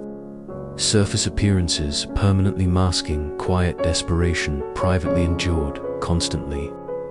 Wiley's resilience quietly endures profoundly beneath surface tranquility, outwardly maintained. Publicly, yet privately recognizing truth, permanently altered profoundly beneath violence, quietly possible, subtly, beneath ordinary appearances permanently. Masking quiet anxieties, privately endured constantly. Subtle reminders quietly persist, permanently empty seats during community. Gatherings subtly symbolizing losses permanently endured beneath violence quietly. Recognized constantly yet subtly beneath practiced normalcy, permanently projected publicly. Investigators still question permanently beneath unresolved mysteries. Quietly pervasive, yet subtly beneath outward appearances. Carefully maintained, publicly yet privately recognizing truth, permanently complex, quietly yet constantly lurking subtly.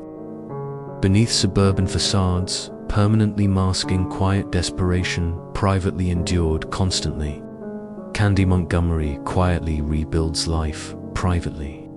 Subtly acknowledging violent past, permanently shadowing steps quietly beneath practiced calm, outwardly maintained constantly.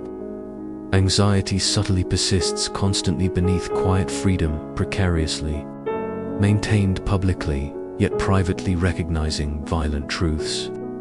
Permanently shadowing, carefully reconstructed new identity constantly.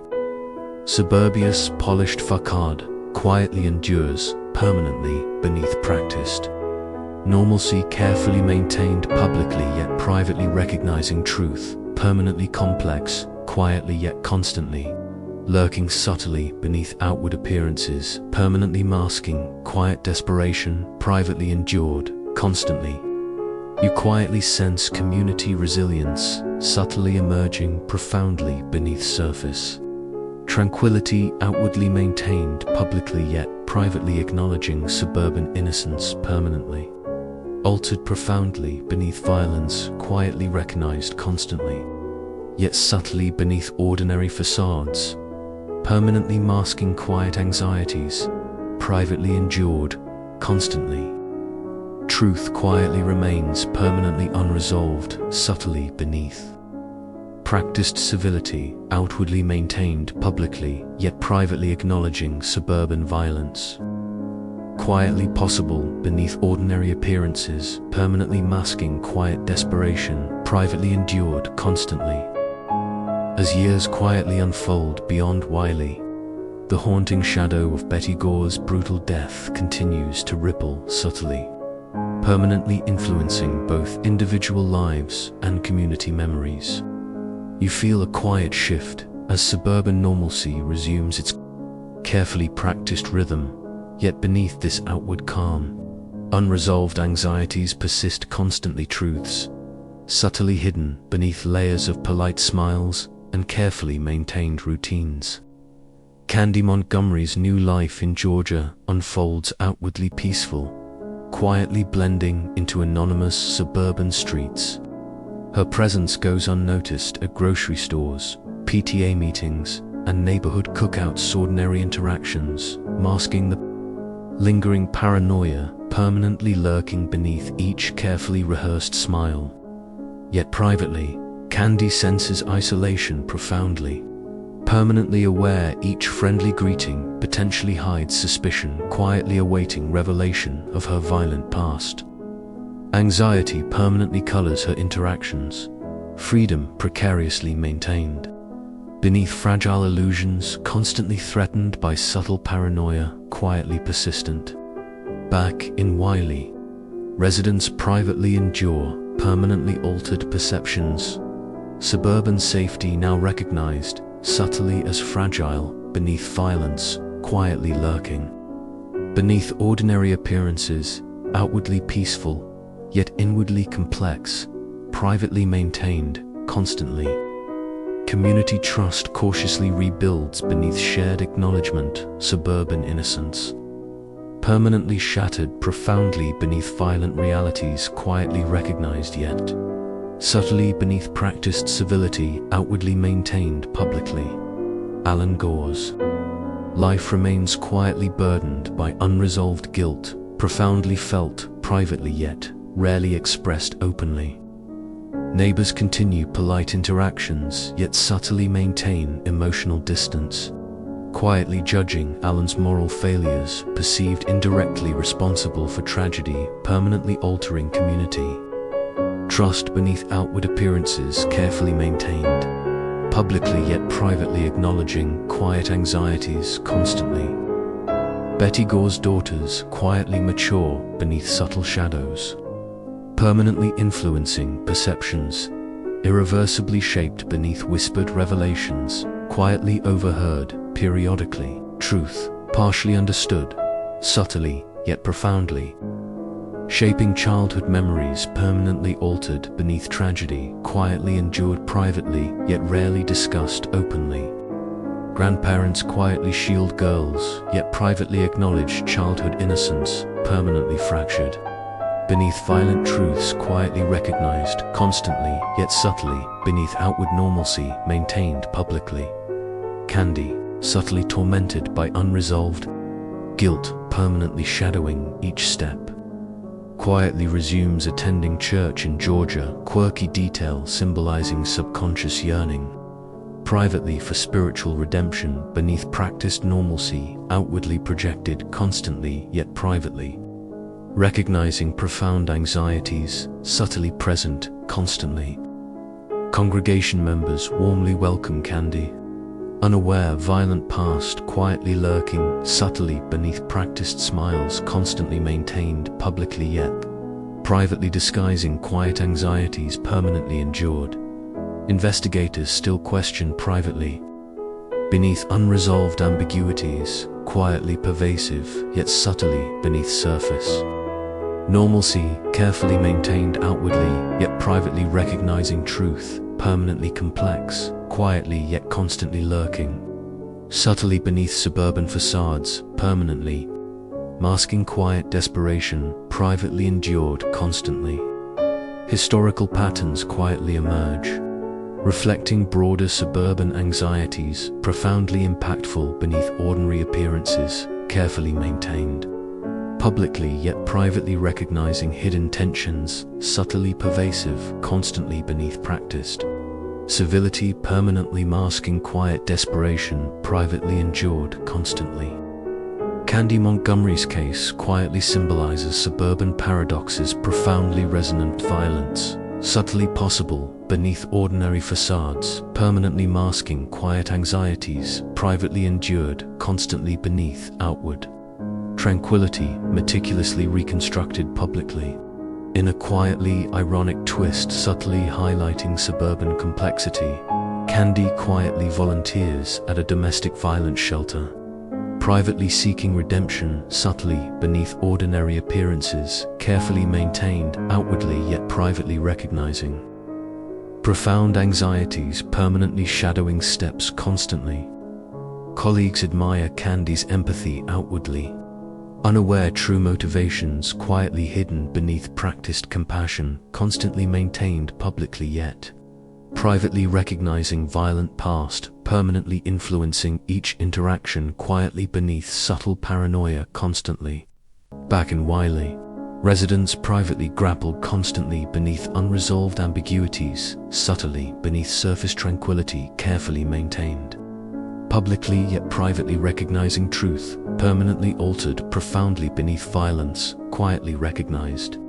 Constantly yet subtly beneath outward normalcy, permanently projected publicly. Community resilience quietly endures profoundly yet subtly beneath practiced.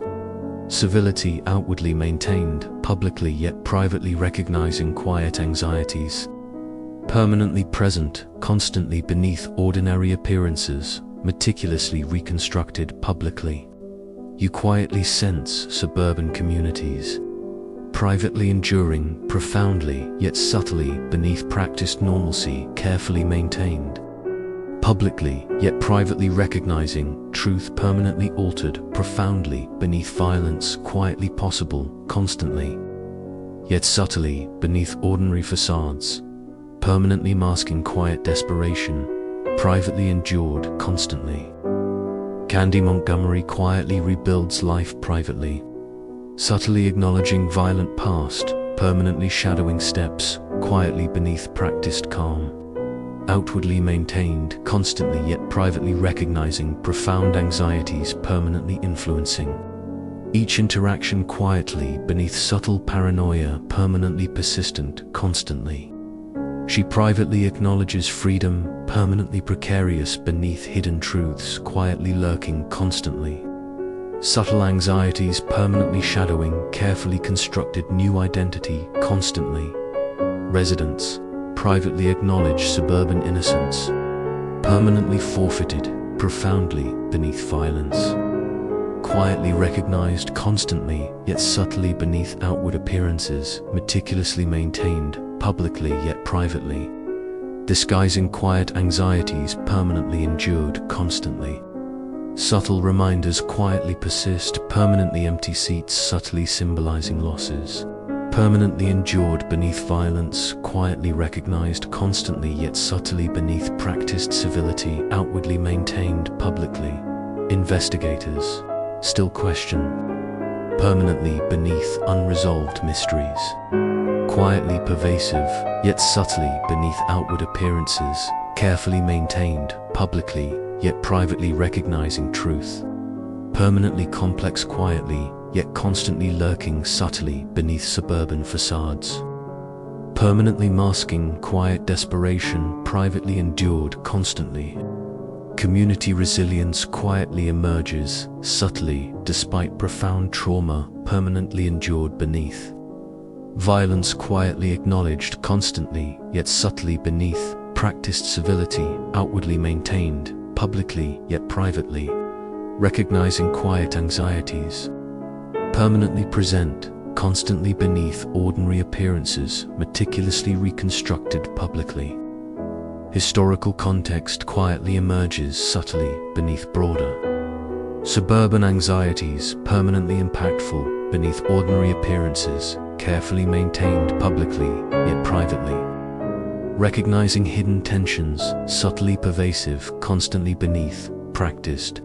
Civility permanently masking quiet desperation, privately endured constantly. Candy Montgomery quietly endures persistent anxiety, subtly beneath ordinary appearances. Carefully reconstructed publicly, yet privately recognizing violent past, permanently shadowing steps, quietly beneath practiced calm, outwardly maintained constantly. Anxiety subtly persists, constantly beneath quiet freedom, precariously maintained publicly yet privately recognizing violent truths. Permanently shadowing, carefully reconstructed new identity constantly. Suburbious polished facade quietly endures. Permanently beneath practiced normalcy, carefully maintained publicly yet privately recognizing truth, permanently complex, quietly yet constantly lurking, subtly beneath outward appearances, permanently masking quiet desperation, privately endured, constantly. Wily residents privately adapt gradually, trust cautiously rebuilding beneath surface. Tranquility carefully maintained, outwardly yet privately acknowledging truth. Permanently altered profoundly beneath violence, quietly recognized constantly. Yet subtly beneath outward normalcy, permanently projected publicly. Investigators still question privately beneath unresolved ambiguities. Quietly pervasive, yet subtly beneath outward appearances. Carefully maintained publicly yet privately recognizing truth, permanently complex, quietly yet constantly lurking, subtly. Beneath suburban facades, permanently masking quiet desperation, privately endured constantly. Truth quietly remains permanently unresolved, subtly beneath. Practiced civility outwardly maintained publicly, yet privately acknowledging suburban violence. Quietly possible beneath ordinary appearances, permanently masking quiet desperation, privately endured constantly. Decades pass quietly, yet Candy Montgomery's story persists, subtly etched into the collective consciousness, an unresolved mystery permanently suspended in suburban folklore. The town of Wiley, now evolved and expanded, still quietly carries scars beneath its outward growth and spoken memories, permanently hidden behind new neighborhoods and freshly paved streets. Candy lives quietly, her life outwardly serene in Georgia, but inwardly marked by lingering anxiety, permanently shadowing her existence. Her children grow older, quietly sensing fragments of hidden truths beneath their mother's guarded smiles, yet never fully understanding the extent of the shadows permanently haunting their family's history. Pat remains beside her, quietly loyal yet privately burdened, aware that something subtle yet profoundly unsettling permanently separates them. No matter how closely their lives intertwine, historical context quietly reflects broader suburban tensions enduring beneath outward tranquility, constantly maintained publicly yet privately. Recognizing anxieties subtly pervasive beneath practiced civility, permanently masking quiet desperation, privately endured constantly. Suburban America continues, quietly grappling with violence, periodically erupting beneath carefully maintained appearances. Candy Montgomery's case, subtly symbolizing broader truths, quietly recognized, yet constantly repressed beneath ordinary facades, meticulously reconstructed publicly. In Wiley, Betty Gore's daughters quietly reach adulthood, forever influenced subtly by the violence permanently shaping their lives beneath surface normalcy, outwardly maintained. Allan Gore privately struggles profoundly beneath unresolved guilt, permanently shadowing each step neighbors, still subtly distant, despite outward politeness, carefully maintained. Publicly yet privately recognizing moral failures, permanently perceived as indirectly responsible for tragedy quietly endured, constantly. Candy quietly volunteers more intensively at community centers, subtly seeking personal redemption beneath practiced normalcy, outwardly projected constantly yet privately recognizing anxieties, permanently influencing each interaction quietly beneath subtle paranoia, permanently persistent, constantly. She privately senses permanent emotional exile. Despite outward acceptance, quietly expressed publicly freedom, permanently precarious, beneath hidden truths quietly lurking constantly. Subtle anxieties permanently shadowing carefully constructed new identity constantly. Investigators still question permanently beneath. Unresolved ambiguities, quietly pervasive, yet subtly beneath surface.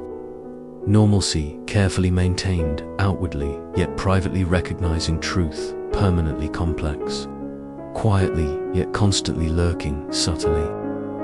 Beneath suburban facades, permanently masking quiet desperation, privately endured constantly.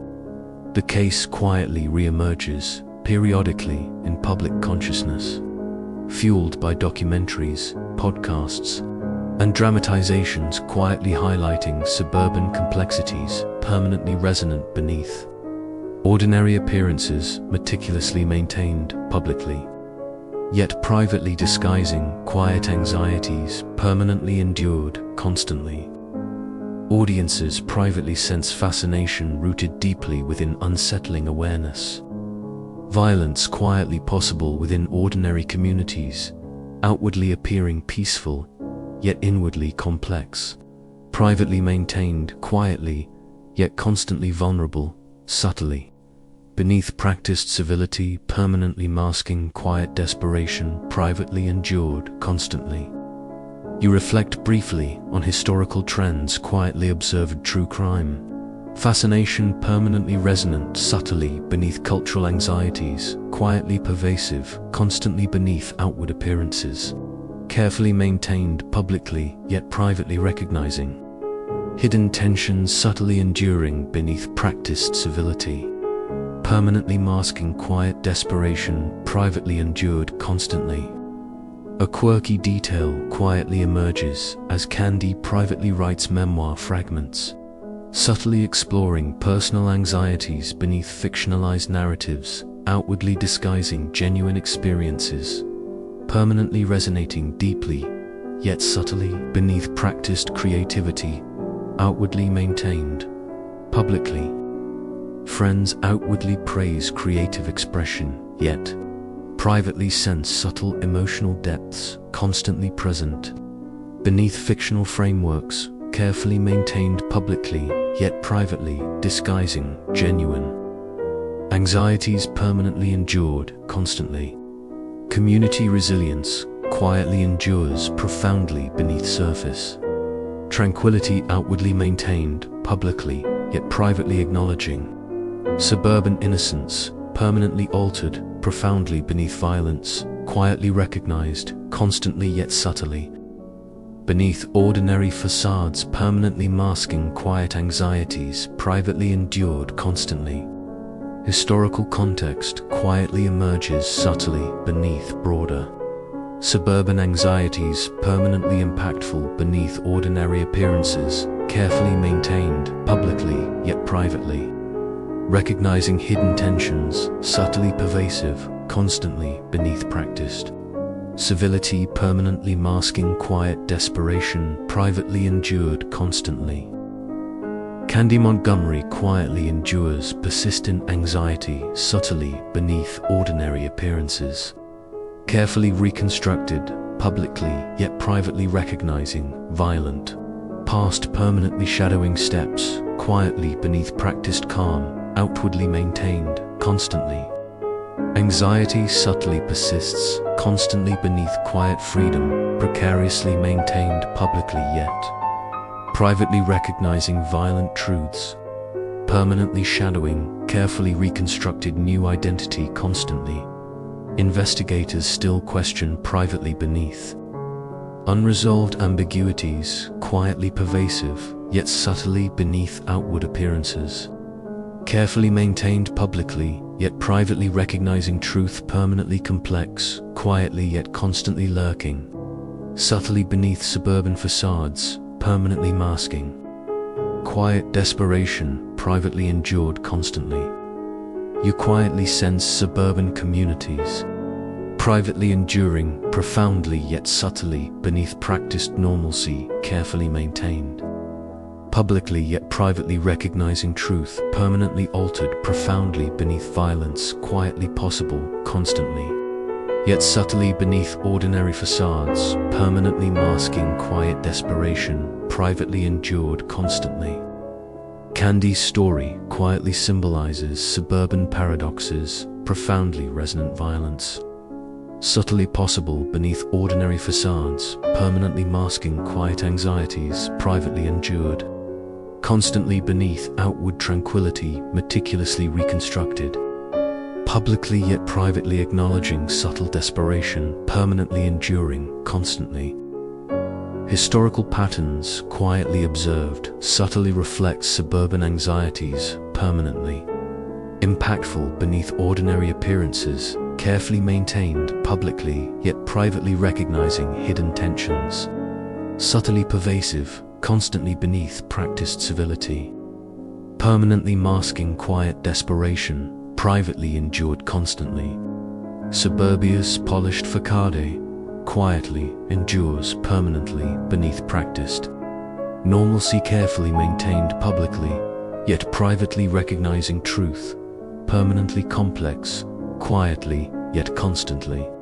Lurking subtly beneath outward appearances, permanently masking quiet desperation, privately endured constantly. Residents privately adapt gradually, trust cautiously, rebuilding beneath surface. Tranquility carefully maintained outwardly yet privately acknowledging truth, permanently altered profoundly beneath violence. Quietly recognized constantly yet subtly beneath outward normalcy, permanently projected publicly. Investigators still question privately beneath unresolved ambiguities. Quietly pervasive yet subtly beneath outward appearances. Carefully maintained publicly yet privately recognizing truth, permanently complex, quietly yet constantly lurking subtly beneath suburban facades, permanently masking quiet desperation, privately endured constantly.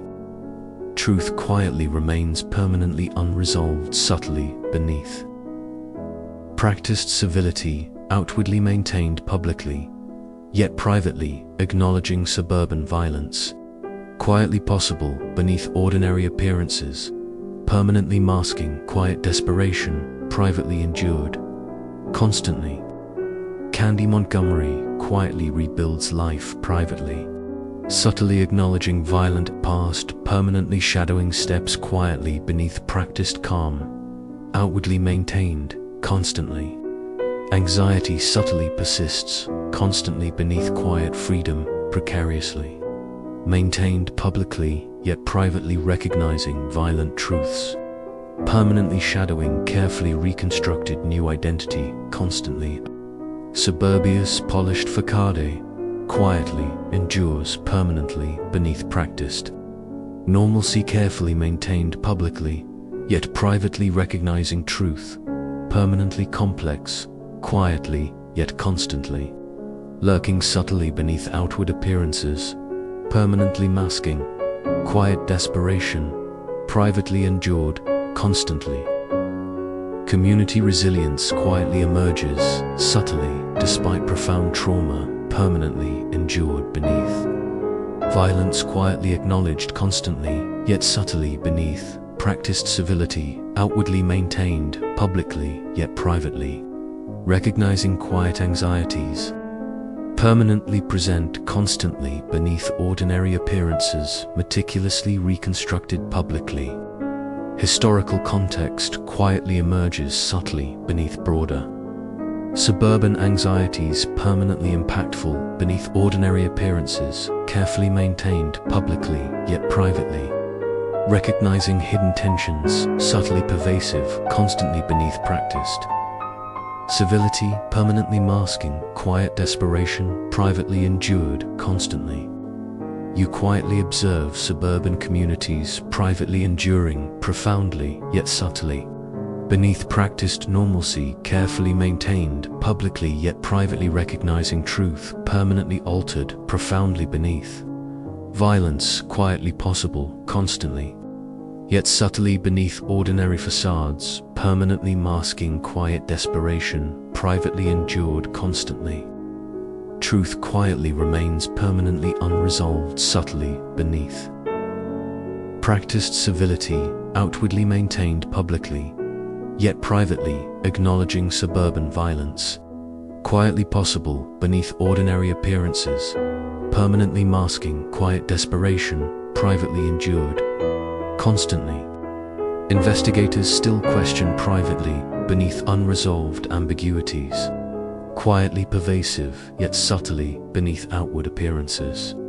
carefully maintained publicly, yet privately recognizing truth, permanently complex, quietly yet constantly lurking, subtly. Beneath suburban facades, permanently masking quiet desperation, privately endured, constantly.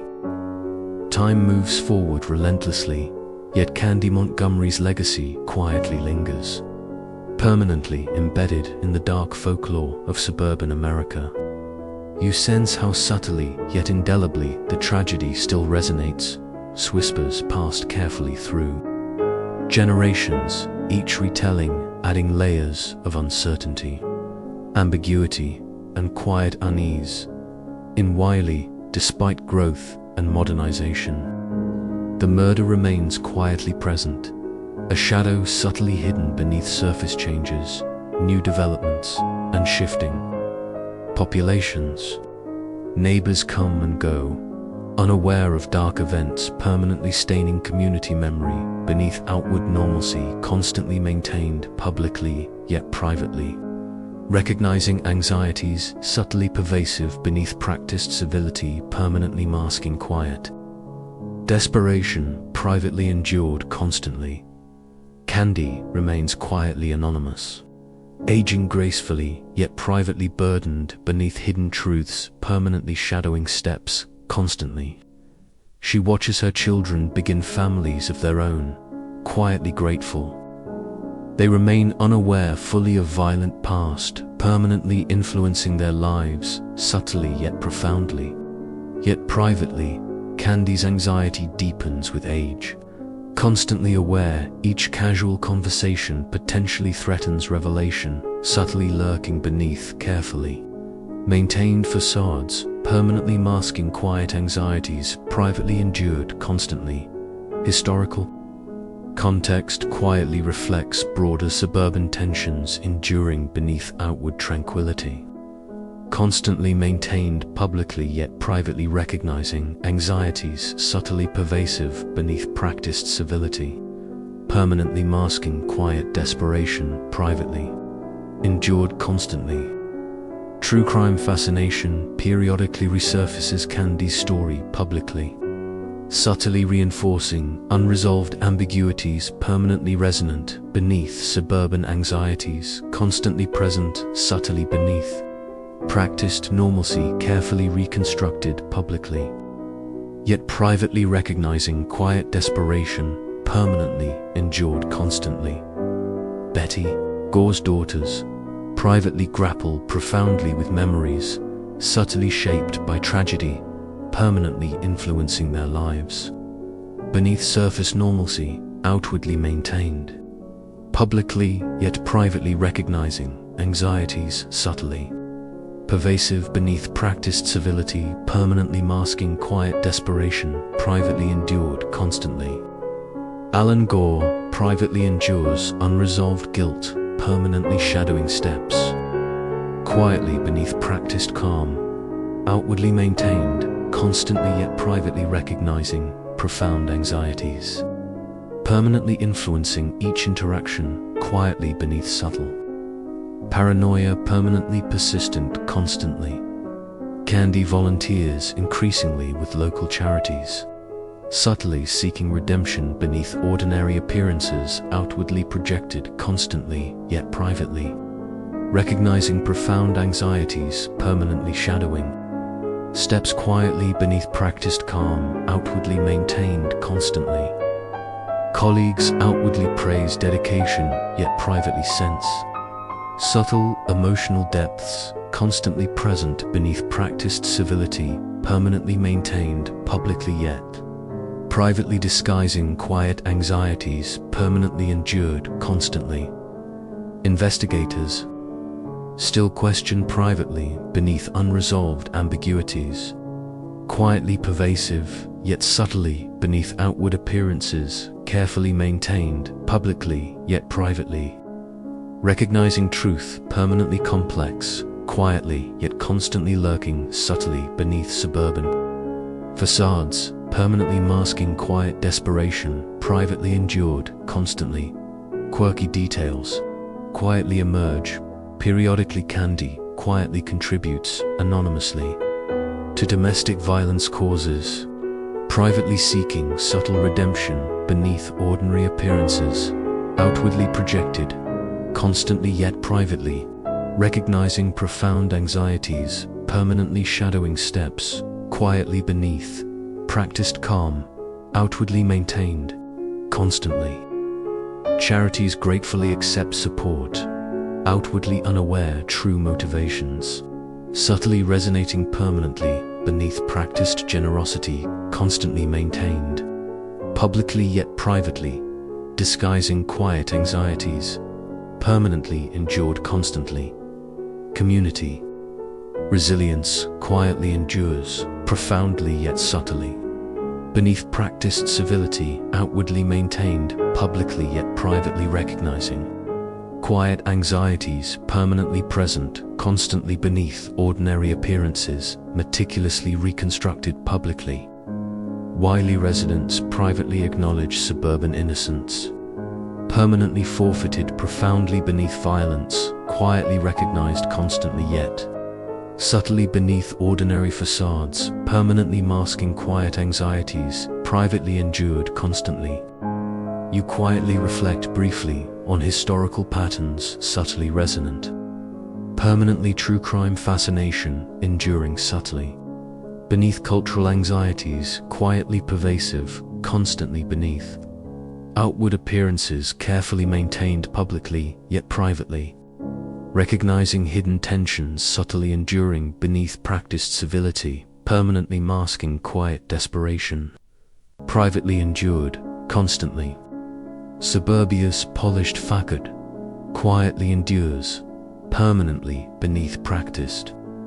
Normalcy carefully maintained publicly, yet privately recognizing truth, permanently complex, quietly yet constantly.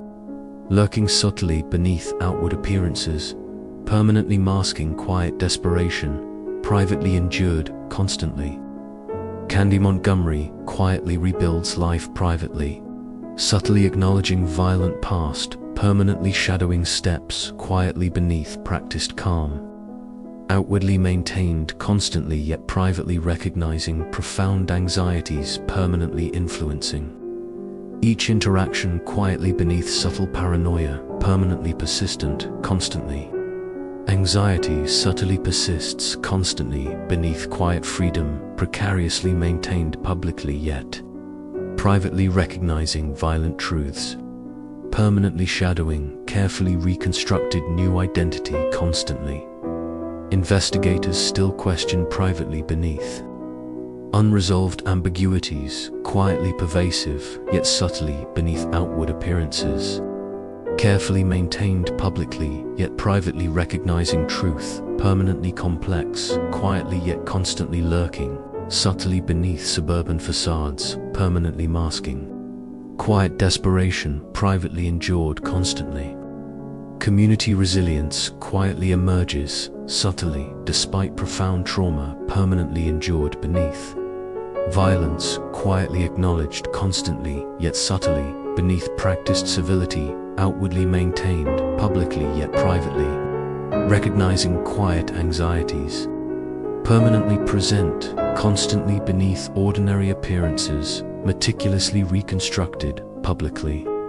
Candy's legacy subtly persists, permanently. Documentaries, podcasts, and dramatizations quietly highlighting suburban complexities, profoundly resonant beneath ordinary appearances, meticulously maintained.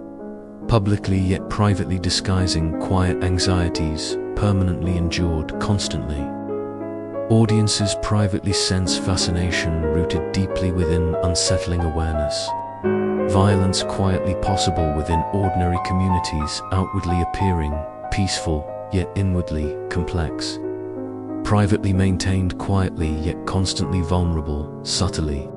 Beneath practiced civility, permanently masking quiet desperation, privately endured constantly. Residents privately adapt gradually. Trust cautiously, rebuilding beneath surface. Tranquility, carefully maintained outwardly, yet privately acknowledging truth, permanently altered, profoundly beneath violence. quietly recognized constantly yet subtly. Beneath outward normalcy, permanently projected publicly. Historical context quietly emerges subtly beneath broader. Suburban anxieties, permanently impactful beneath ordinary appearances, carefully maintained publicly yet privately.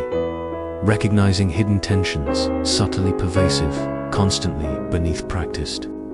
Civility, permanently masking quiet desperation, privately endured constantly. Suburbious, polished facade, quietly endures, permanently beneath practiced. Normalcy, carefully maintained publicly, yet privately recognizing truth, permanently complex, quietly yet constantly. Lurking subtly beneath outward appearances, permanently masking quiet desperation, privately endured constantly. Investigators still question privately beneath unresolved ambiguities. Quietly pervasive, yet subtly beneath outward appearances. Carefully maintained publicly yet privately recognizing truth, permanently complex, quietly yet constantly lurking subtly. Beneath suburban facades, permanently masking quiet desperation, privately endured constantly. Truth quietly remains permanently unresolved, subtly beneath. Practiced civility outwardly maintained publicly yet privately acknowledging suburban violence. Quietly possible beneath ordinary appearances, permanently masking quiet desperation, privately endured constantly. Candy Montgomery quietly rebuilds life privately, subtly acknowledging violent past, permanently shadowing steps, quietly beneath practiced calm, outwardly maintained constantly. Anxiety subtly persists, constantly beneath quiet freedom, precariously. Maintained publicly yet privately recognizing violent truths. Permanently shadowing, carefully reconstructed new identity constantly. Suburbious, polished facade, quietly endures, permanently beneath practiced. Normalcy, carefully maintained publicly, yet privately recognizing truth, permanently complex, quietly yet constantly. Lurking subtly beneath outward appearances, permanently masking quiet desperation, privately endured constantly. Community resilience quietly emerges, subtly, despite profound trauma permanently endured beneath. Violence quietly acknowledged constantly yet subtly beneath practiced civility, outwardly maintained publicly yet privately. Recognizing quiet anxieties. Permanently present, constantly beneath ordinary appearances, meticulously reconstructed publicly. Historical context quietly emerges subtly beneath broader. Suburban anxieties, permanently impactful beneath ordinary appearances, carefully maintained publicly yet privately. Recognizing hidden tensions, subtly pervasive, constantly beneath practiced. Civility, permanently masking quiet desperation, privately endured constantly. Truth quietly remains permanently unresolved, subtly beneath. Practiced civility outwardly maintained publicly yet privately acknowledging suburban violence. Quietly possible beneath ordinary appearances, permanently masking quiet desperation, privately endured constantly.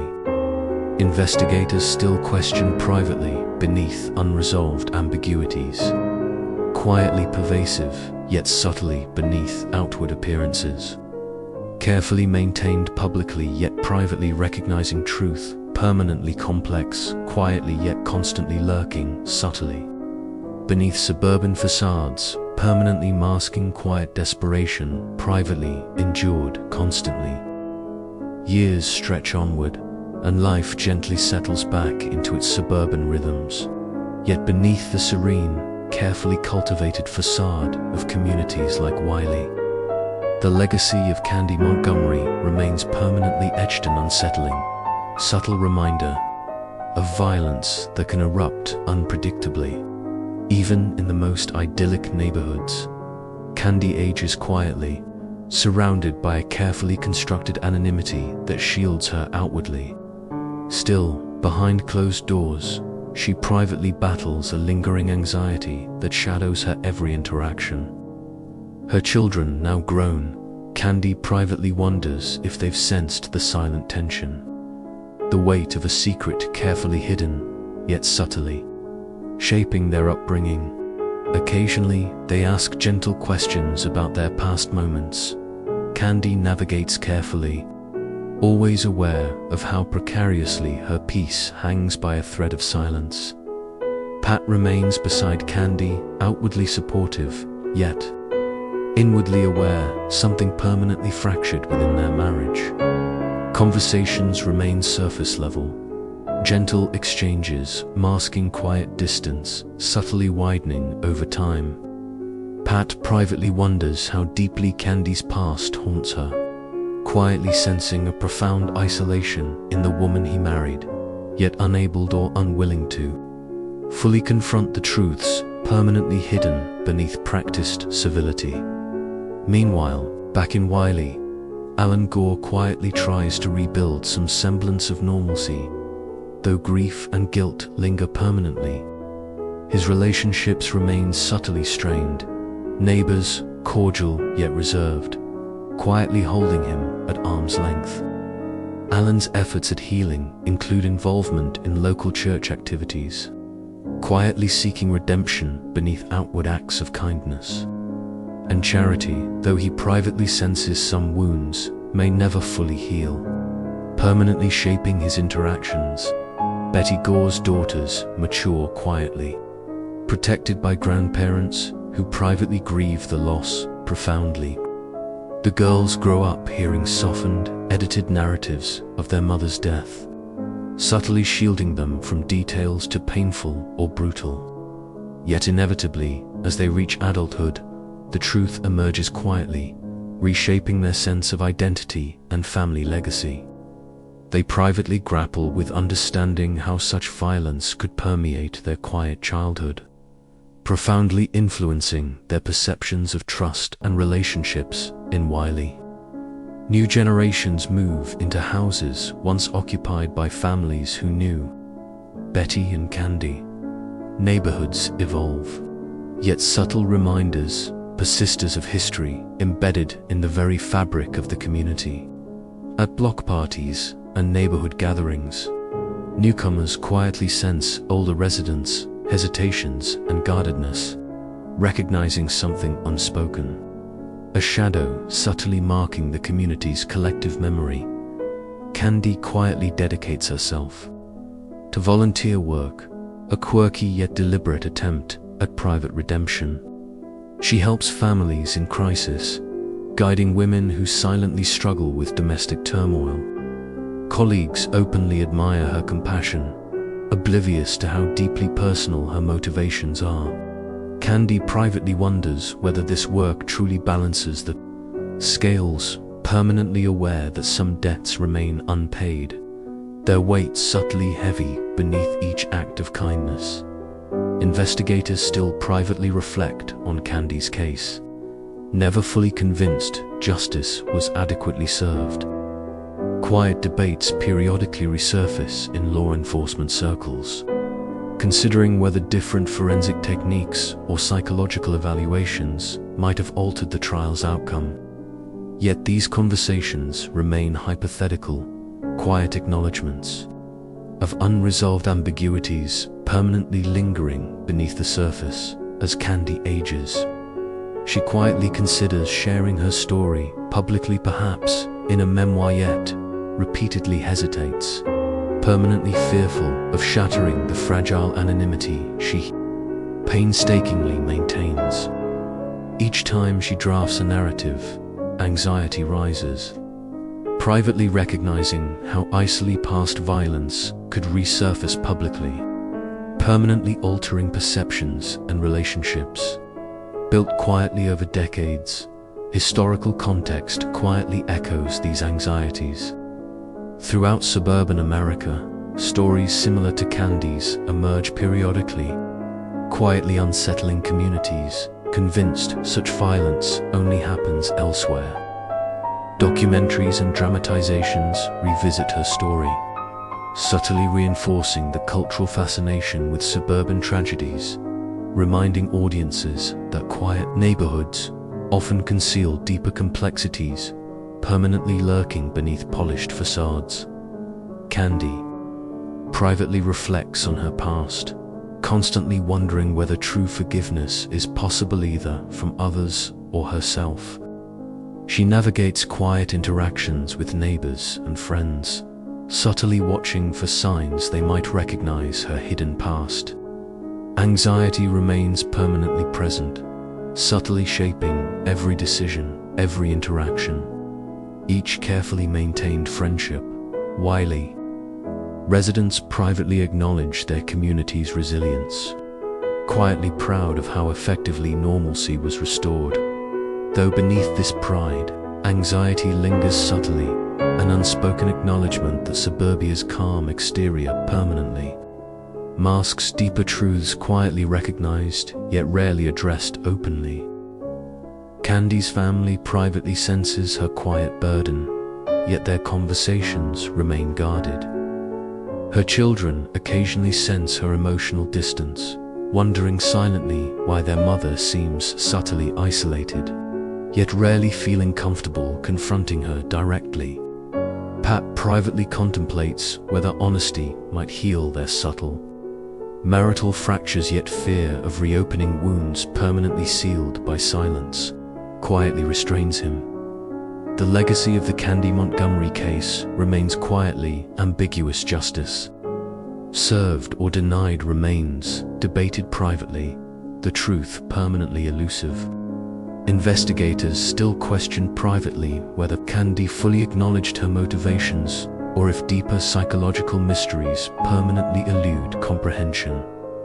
Suburbia quietly endures, resilient beneath surface tranquility outwardly maintained, publicly yet privately acknowledging profound anxieties permanently present subtly beneath ordinary facades, meticulously reconstructed publicly. Candy Montgomery quietly symbolizes broader suburban tensions, profoundly resonant violence, subtly possible beneath ordinary appearances, permanently masking quiet anxieties privately endured constantly. Historical context quietly emphasizes broader cultural anxieties permanently impactful beneath ordinary appearances.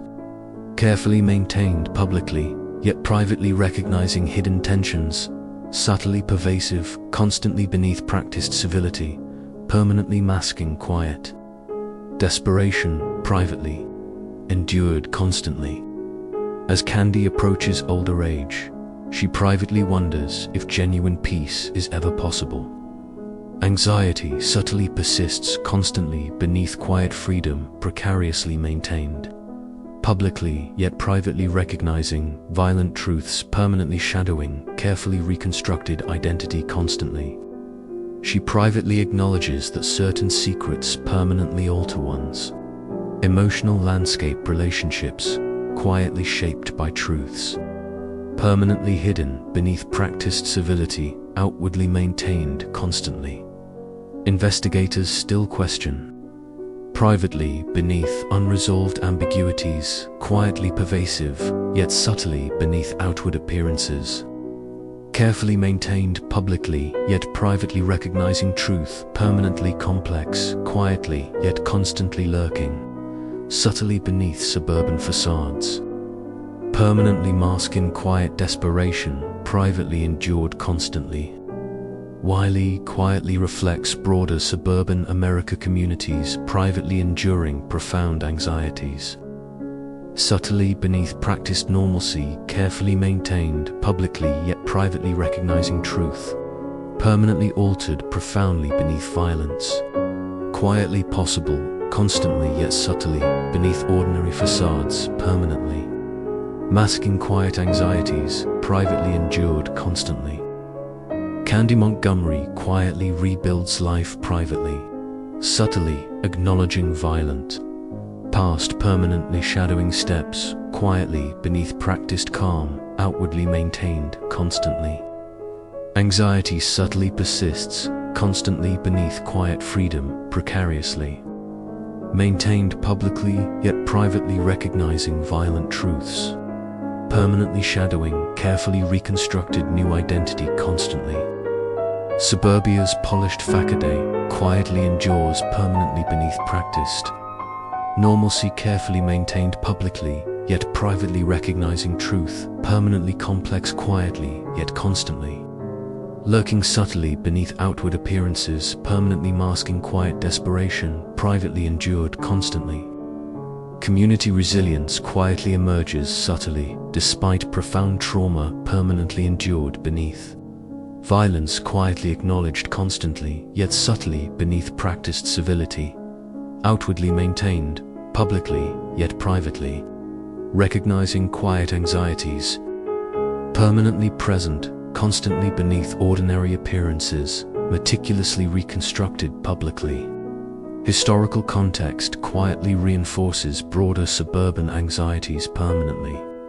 Impactful beneath ordinary appearances, carefully maintained publicly, yet privately recognizing hidden tensions. Subtly pervasive, constantly beneath practiced civility. Permanently masking quiet desperation, privately endured constantly. Truth quietly remains permanently unresolved, subtly beneath. Practiced civility, outwardly maintained publicly, yet privately acknowledging suburban violence. Quietly possible, beneath ordinary appearances, permanently masking quiet desperation, privately endured constantly.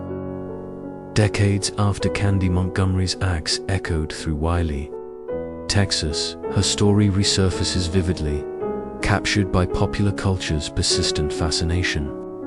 You quietly notice how true crime, once relegated to tabloid headlines and whispered gossip, become a mainstream obsession, deeply embedded in modern entertainment. Candy's chilling tale, once buried beneath suburban politeness, now plays out dramatically on screens worldwide, reigniting questions long left unanswered. To recent TV series, Hulu's Candy and HBO Max's Love and Death bring the story boldly back into public consciousness. Each adaptation carefully reconstructs events with nuanced complexity, yet subtly diverges, capturing the ambiguities surrounding Candy's guilt or innocence. You sense viewers drawn not just to the shocking violence, but also to the unsettling reality that a friendly neighbor, a devoted church volunteer, could quietly harbor such profound desperation beneath a perfectly maintained facade. Quirky details emerge as new generations rediscover Candy's case.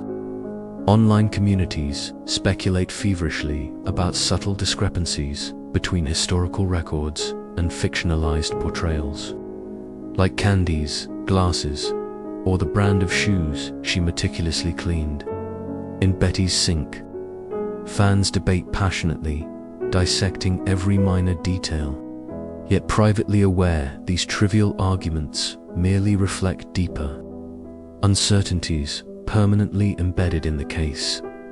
Candy herself remains silent, privately aware of this renewed scrutiny, quietly struggling to maintain anonymity amid a world increasingly obsessed with exposing hidden truths. Her quiet suburban life, once again threatened by cultural curiosity, becomes a fragile sanctuary carefully protected beneath practiced anonymity. Constantly maintained publicly yet privately recognized as precarious. Betty Gore's daughters, now grown, privately grapple with these popular portrayals.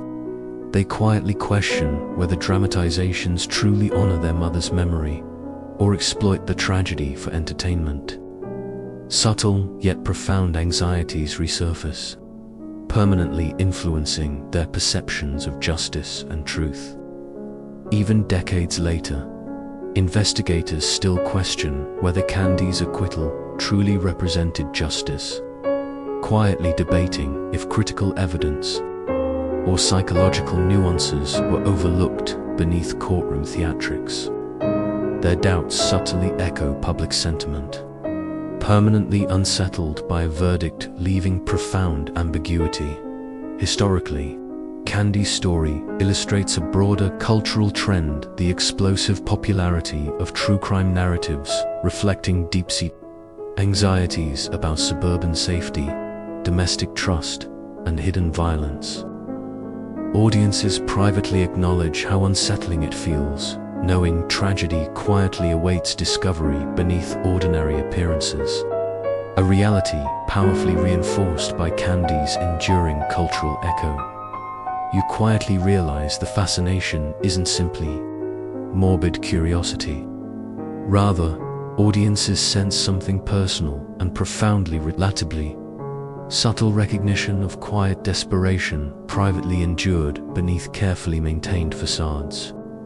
Candy's story symbolizes suburban paradoxes resonant precisely because her life outwardly appeared perfectly ordinary, yet quietly harbored unimaginable violence beneath practiced civility.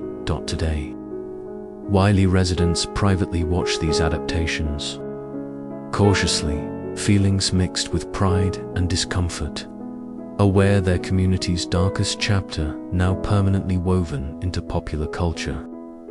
They privately reflect on how the town's identity subtly changed, forever tied to Candy's acts, Betty's loss, and unresolved mysteries quietly echoing across decades.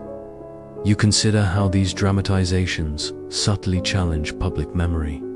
Viewers debate quietly whether Candy's portrayal as sympathetic or sinister captures the reality more accurately. Each interpretation permanently shaped by cultural anxieties, subtly pervasive beneath entertainment's surface appeal.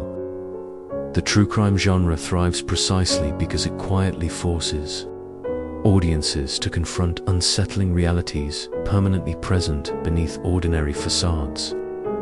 Meticulously reconstructed publicly, investigators still question quietly whether modern portrayals obscure or clarify truths long hidden beneath ambiguity, wondering if fictionalized accounts subtly distort public perception permanently. The truth about Candy's motivations, mental state, and moral accountability remains permanently unresolved beneath dramatized narratives, publicly debated yet privately ambiguous. The quirky irony remains that Candy, who once sought anonymity desperately, now privately endures renewed visibility. She never wanted her life permanently shadowed by portrayals meticulously crafted by actors, writers, and directors, subtly interpreting a violent moment from her past. Her quiet anxiety subtly persists. Permanently aware freedom remains precariously balanced beneath hidden truths, constantly threatening revelation. You quietly step back, recognizing Candy Montgomery's story now permanently embedded in cultural memory, subtly resonating beneath suburban anxieties, publicly acknowledged, yet privately unresolved. Her legacy endures precisely because it permanently encapsulates an uncomfortable truth: that violence quietly exists beneath ordinary appearances, outwardly peaceful, yet inwardly complex, privately maintained. Investigators still question permanently whether justice or truth ever fully emerged beneath courtroom proceedings, media portrayals, or cultural retellings. The ambiguity subtly persists beneath surface curiosity, leaving audiences permanently captivated, privately unsettled, quietly aware Candy's violent mystery remains permanently unresolved. Your pulse gently slows as the echoes of Candy Montgomery's unsettling story softly fade into the background. The quiet hum of your room returns. Reality reassuringly mundane after a journey through shadows and secrets hidden beneath ordinary suburban life. Take a moment now, let the tension gradually melt away from your shoulders, each breath deepening, calming, carrying you safely back into the gentle comfort of your own surroundings. It's natural to feel unsettled, quietly aware that stories like Candy's subtly remind us how thinly safety can veil deeper anxieties hidden behind our practiced smiles. Yet remember tonight, you remain safely beyond the reach of such shadows. The gentle familiarity of your own life offering comfort, security, a quiet reassurance in the steady rhythm of the everyday. Outside, perhaps the wind whispers softly, rustling leaves like distant memories, gently fading. Allow these gentle sounds to softly carry away any lingering tension, easing your mind into a peaceful calm. You're safe now, secure in the quiet sanctuary of the present moment. Your room softly lit by the dim glow that accompanies your nightly routine. Tomorrow, suburban streets will wake again. Neighbors exchanging greetings beneath bright morning sunlight. Quiet anxieties once again hidden beneath polite nods and cheerful waves. But tonight, allow yourself the quiet comfort of rest. Trust restored in the gentle stillness enveloping you. Your breathing soft, steady, reassuring. Thank you for spending tonight with 102 hours, for bravely exploring shadows most choose to quietly ignore. May your dreams gently carry you someplace brighter, far away from the echoes of violence, uncertainty, and unanswered questions. Sleep now, knowing you're safe, that peace softly surrounds you. Sweet dreams.